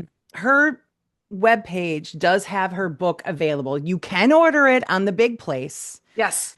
but she has it available at yourlifecore.com, so Yep. you can buy it from her directly. Thank you so much for adding that in. I really appreciate it. And by the way, she is an absolutely incredible psychic. I'm not so number one, if you just want her book on nature, she's got like five other books, Yeah, I think she at has least. others. Yep, and she has a store too. She So is fucking phenomenal. If you want someone to do a reading with you, I am not joking. She is absolutely meticulous.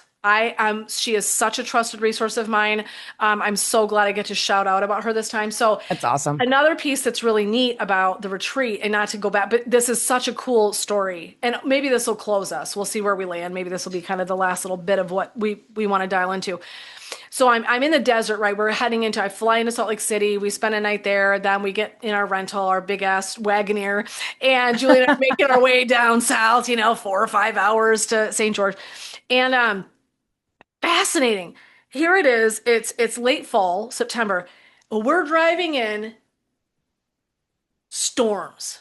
When I say to you, Mm, I have never been to the desert. Now this is just my personal story. That does not mean storms don't happen in the desert. right. They're kind of rare. And Yes. I have never. And we were driving down into St. George and the lightning and the clouds and the wind whips, when I tell you it felt like we brought transformation to fucking say Amazing. it. When I say Julie and I were both just taking pictures. You should have seen us. We were like tourists with the weather. We were so fast. And I'm like, what in the hell? And go, is this kind of crazy? And she's like, is it raining and blowing?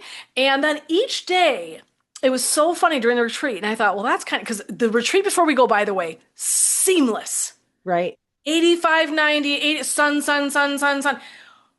Bullshit. I'm telling you, we got there, and almost every single day during their spare time, some fucking shit would kick up every fucking day.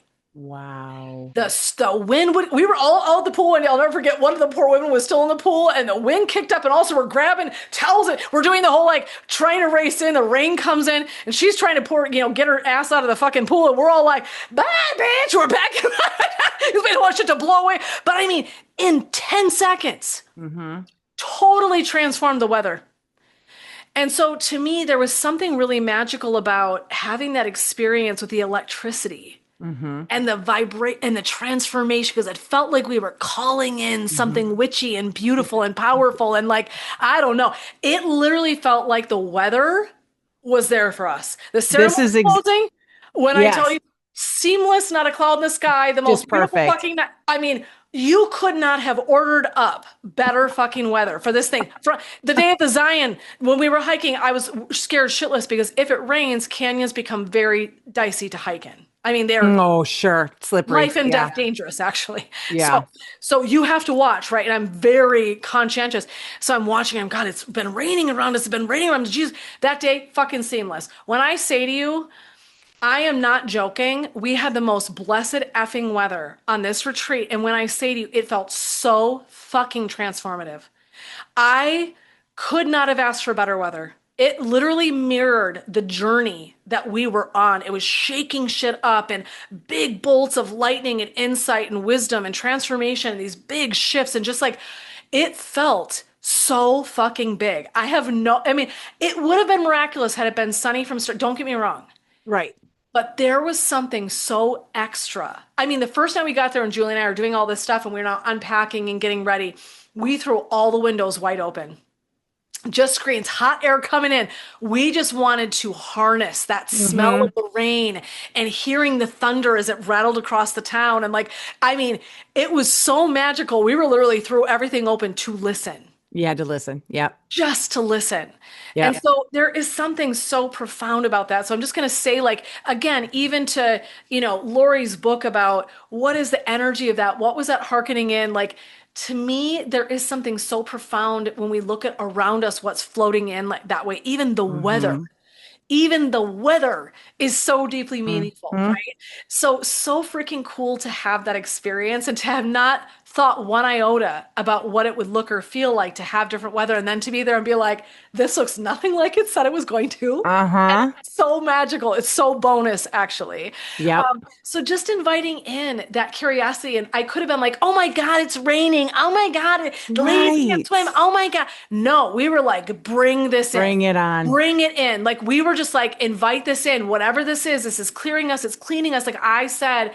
It felt like it cleared away and released so much shit. Like the Mm-hmm. rain was washing us, like clearing and cleaning and baptizing. And like when I say like just the most beautiful, energetic representation of what we were Mm-hmm. doing, right? Mm-hmm. So fucking cool. So this is where playing with these things, and again, I get it. Like we're talking holidays and seasons, but even in a momentary act of weather, Right. you get to decide what you want to do with that, how you want to utilize it. I know it sounds Mm-hmm. so funny, but it's like I really truly believe that those actually reflect different kinds of transformation and energy to us as well. So Yes. you get to play with all of that, right? Like that's the fun thing. So I hope you all heard some fun something nuggets today that you're going to go and make it a playground to play with because I just feel like whether it's rituals and crystals, moon phases, herbs, flowers, oils, mantras, meditation, songs, movement, what else? Is there anything I missed? Weather. I'm going to put weather in there. Weather. What else? Is there Yeah, anything no else? weather.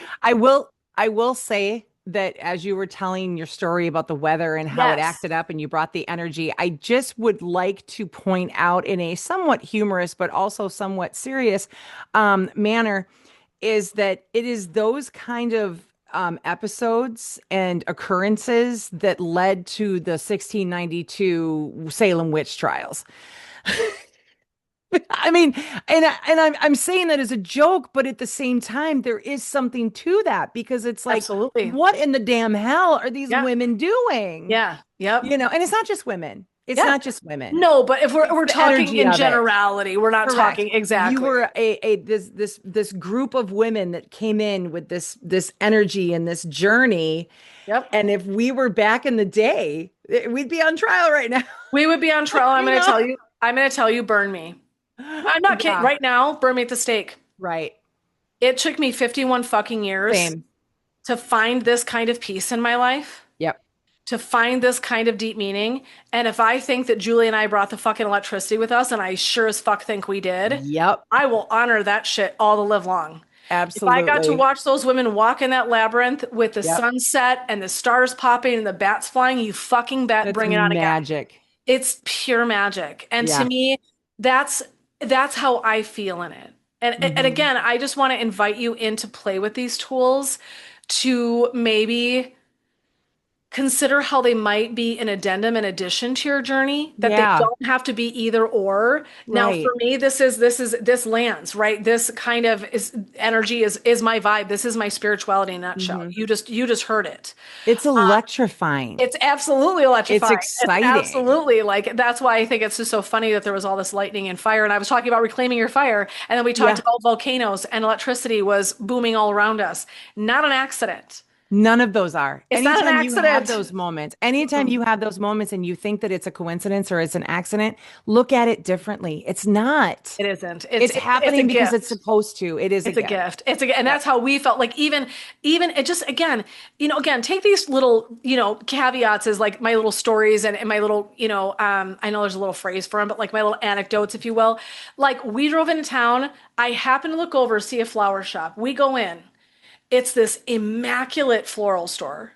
Hmm. And I said, oh, and I'm looking and it's kind of, it's spendy. It's not to be a dick. They're beautiful, but it's spendy. And I'm Right. like, yeah. He goes, oh, no, we've got like a room back here, a back room. Come look and see at the individual flowers. Hmm. We walk in, when I tell you, yes, yes, yes. When I say to you, I, I went back with an armload. She went and just preciously packaged them for me. We take them back. I found other like fillers at grocery stores and stuff. But when I say to you, what a divine perfection moment Hmm. to have and to bond with this woman while she's helping package flowers. They're the color of the desert. They're the colors I wanted for the whole event. I could never have seen those things, and they added such a pop. They were literally the centerpiece of our gigantic fucking dining table. Hmm. They held space for women for 5 fucking days. Those flowers looked immaculate the entire time we were there. That's something. How is that 5 fucking days? Those Hmm. flowers were stellar, just stunning. And by the end, we took them to add into our ceremony at the labyrinth. We took some and left the petals and the flowers and Hmm. all around the base of the stone in the middle. But even that is not an accident that I was led to this floral place to have this Yep. conversation, to find the exact flowers I wanted in my. I mean, it's yes, you can look at the world that way. Coincidence, look, lucky, lucky, lucky. And I'm like, gift, gift, gift, gift, gift. Yep. Miracle, Yep. miracle, miracle. To me, thank you, thank you, thank you. Oh my God, look at this. This one person who gave us directions to this one restaurant that we weren't sure, and then it ended up being the best thing ever. That to me, gifts. You Hmm. look at them however you like. For me, they are one miracle on top of a miracle on top of a miracle. Hmm. And so for me, I think it took me a while, but that's the lens that I look through, and Hmm. I would not trade it for anything. I see And the miracles every fucking day, and the even the more smallest you moments. the more you take those in and appreciate them for that, the more they happen. Absolutely. When you start seeing them, they just happen and Mhm. happen and happen. It is That's literally what gratitude tidal is. wave. Oh, Uh-huh. exactly. And gratitude just brings that in so big when you have appreciation and you are so grateful to be in there. And I was just like, thank you, Spirit Sky, for bringing this incredible weather to us. Thank you so much for protecting us when we were in the Narrows. Thank you, Hmm. the walls of the Narrows of ancient stone being carved by time and wind and water. Thank you for holding space safely for all of my women. We saw a gigantic ass tarantula, no shit, in the actual Narrows on a wall. We Oh stood my there, no God. joke. People were fascinated. People were videotaping. It was slowly and gently making its way. I did not feel threatened slightly. Did I want to be super close to it? No, but I did not feel threatened. But Oh, when I I'm say so to you, jealous. I oh, would love to have seen it that. was when I tell you profound. I normally, had I been home, I would have quickly looked up like tarantula energy to see like what that, because how Right, common is that? How many times I've been in the Narrows, never once seen a spider, not once. right. Today, with this group of women, I'm in there and we see a tarantula. So fucking cool. Like, Wow. so to me, we see the miracles if we look. Yep. And it's a practice. And I do that so commonly now that I just feel really lucky that I get to see miracle upon miracle upon miracle. And I'm just Mm-hmm. inviting you into that with us to start playing with these things and seeing what feels really good to you and honoring your own body, your own nature, and your own rhythm. You have a rhythm. You are a frequency. You are made up of frequency and vibration. That's what you give off to the world, whether you're talking or not. The Mm-hmm. world's always picking it up. And when you do these tools add and support like the juicy beautifulness that you're carrying around inside of you. They Mm-hmm. actually are just additions, right? They just amplify things. And so really thinking about it that way, but honoring your own nature is so huge. And so whether Yeah. it's fall or spring or whatever season you're in, I just love this conceptually because it's something that I'm doing in my life all the time. And I Mm-hmm. don't talk about it. So it was so fun today to be able to sit with Sue and like digest all these like neat rituals and things that have developed with time. And energy as I've learned and grown. And so Mm-hmm. for me, that's, I hope that you'll hear the invitation to play with us. That this is, to me, this is child's play, like in the best way. It Yeah. brings me so much fucking joy when I find a stone, a scent, like all of it just makes me so like excited and brings Yeah. such a different depth to these practices, honestly. They Mm-hmm. just deepen everything to me. And I hope that you get a chance to find that as well. So, Yes. but Same. other finishing thoughts. That was my kind of last minute. I just wanted to talk about that storm in the Utah.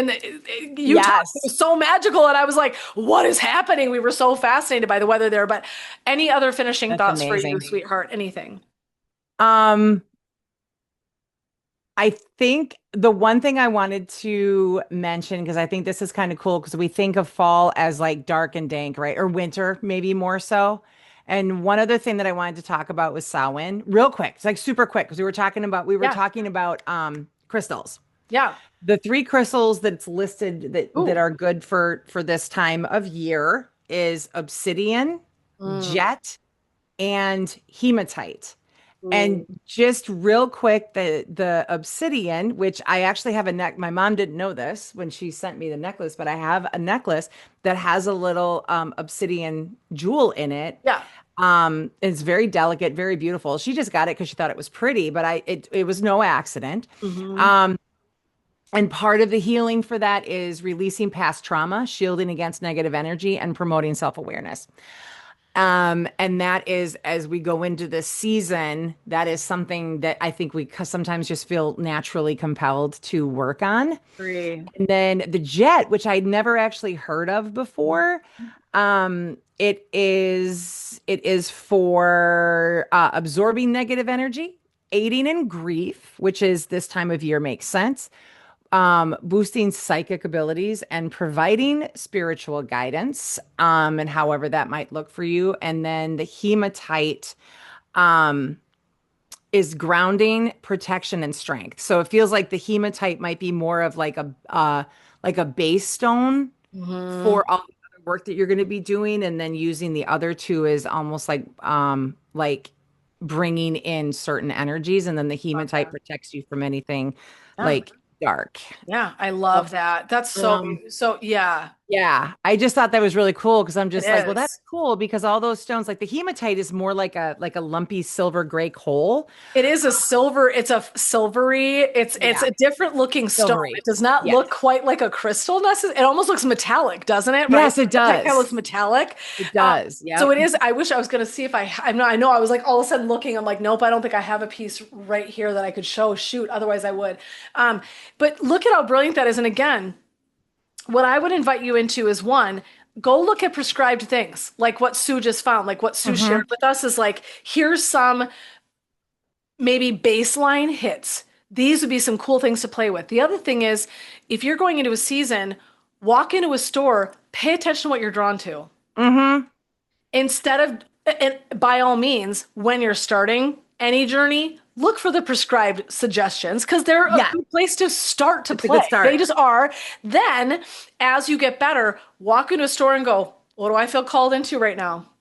What am I needing for this season? And feel your way through the store. What does your eye catch? If you hold it, does it have a feeling or a vibration? How do you feel when you hold it? emotionally? Does it bring a sense of calm, a peace, an energy, a something, right? So play with all of that because there's so many cool things you will discover about yourself and about the season you're in and what you're Yeah. needing by paying attention to that. It's cool because It is fun. you It's so don't fun. think it's gonna like give you anything, but it really does. Oh, it does. It does. And watching my women, when I took them on the first retreat, I took them to a crystal store. They were in there for an hour and a half. It was the most fun children in like a sandbox. When like, look at this I found. Someone so you need this one. I mean, they were so cute. We were yelling across this gigantic store. I must have like put on like 13,000 steps. Like I ran from one of the Just back and forth. they were so excited. And Jen, what about this one? And what does So this one work? cute. And do you maybe need this one over here? Like just when I say the energy is so much fun, and that was them listening to their intuition, give yourself permission to do that Mhm. too, because it's so fucking fun. What do you have there, doll? What are you looking Mhm. at?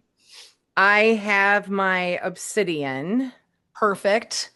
You And I was looking for my hematite, but I'm not finding it. I'm also noticing that I included some general just rocks oh that well, I've found over the years that I have that's in my okay. little crystal bag here. That'll be perfect. But yeah, I found my obsidian, and then I think I have a couple of pieces. And actually, Jen, I think I got these from you. Okay, here's another. I think both of these. Nope. This Holy one's like kind crap. of like a crystally, and then this one is just like I think this is the obsidian because that's just the flat black. Yeah. So, yeah, so it's just like I said, I was trying to find my hematite, but I think what you were saying with the That was really like cool. the excitement of your girls Yes. is giving that childlike energy because when you think about when we were kids, Mm-hmm. we knew this stuff. I know it's going to sound woo. No, I get it. We knew this Yep. stuff. We Yep. really did. We Yes. worked based off of our innate knowledge of it. Yep.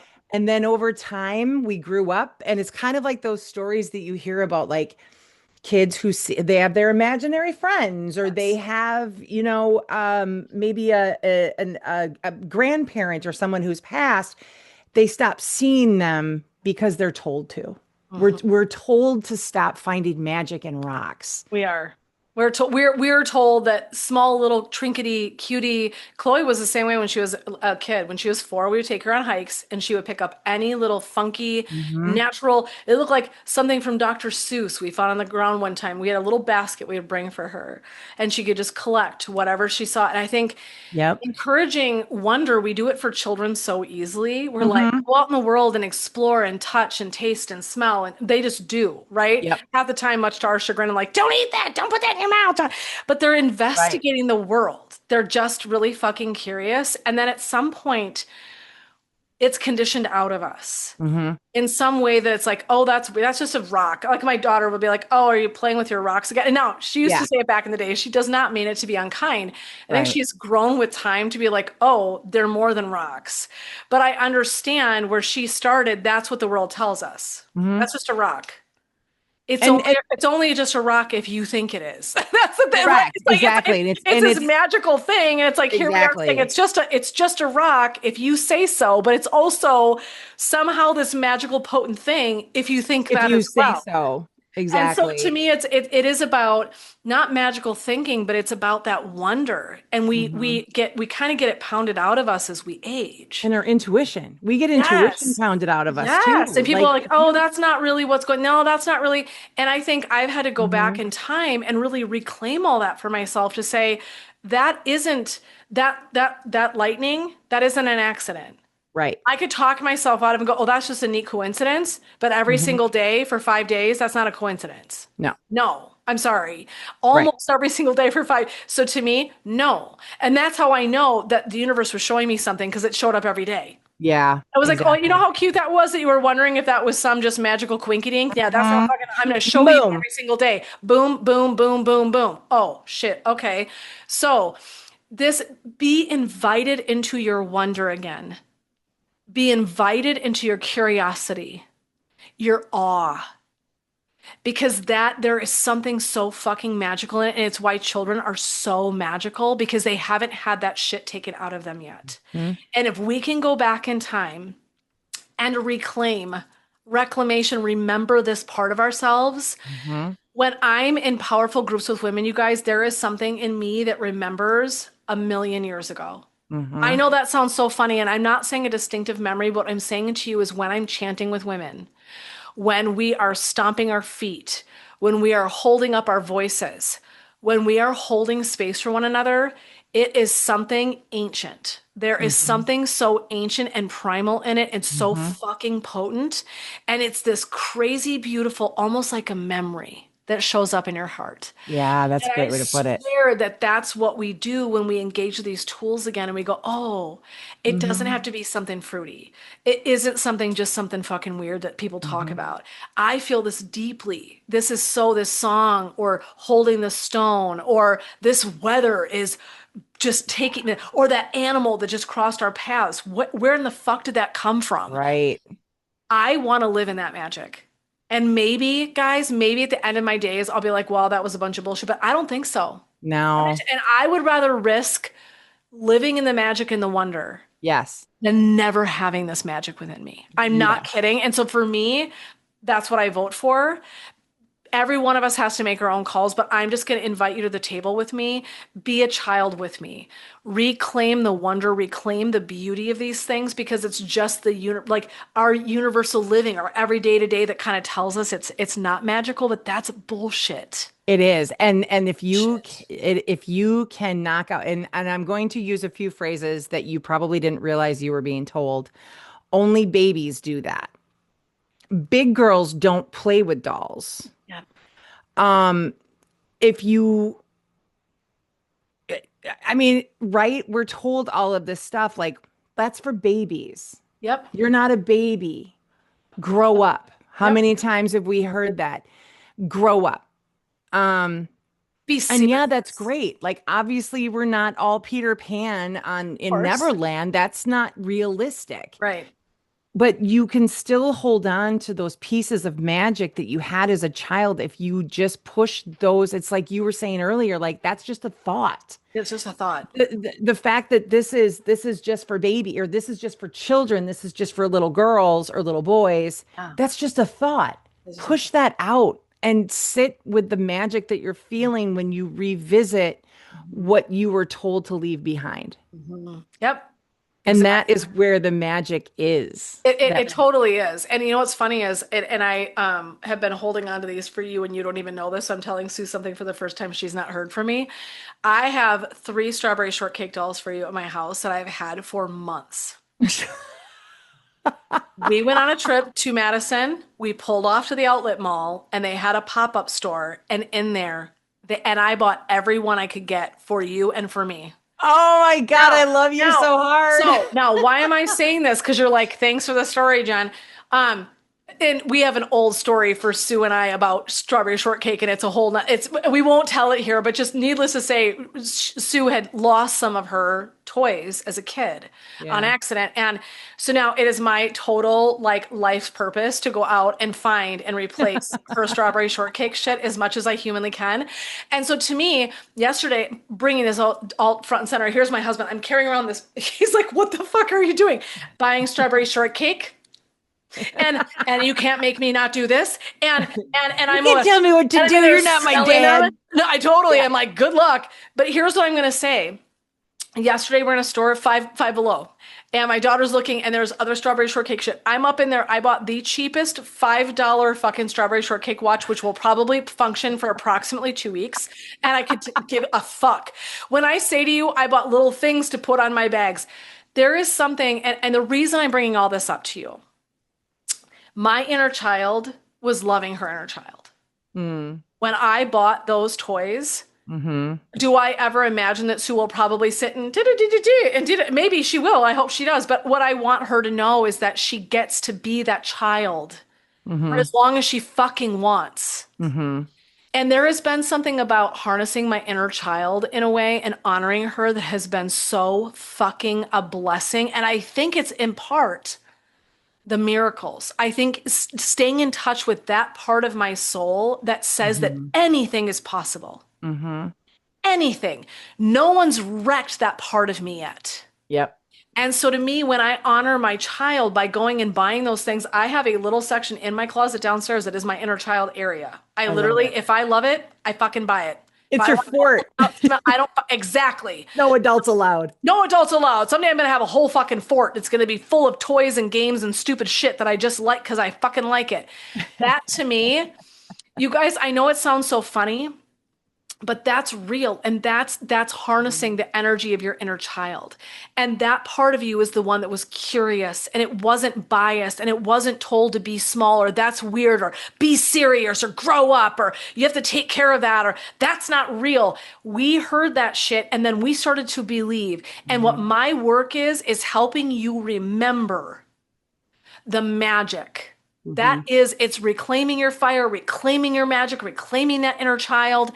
There is so much fucking beauty in there. And so I wanted to, so I haven't told her, but I have been hanging out to them for months, and I've been waiting and waiting, waiting to see her so I can give her these goddamn strawberry shortcake dolls because I'm so excited. And I wanted to see her face. But today it felt so poignant while we're talking about this inner child and that magic that we have to share that with her. Mhm. Like, my inner child loves her inner child. My inner child wants to nourish her. And she had a sad story. And if I can take that back, if I can fix that a little bit, that makes my soul feel so fucking good. And to imagine both of us with our little strawberry shortcake dolls at 51, I don't fucking care. Fuck my whatever. I love it. I'm going in.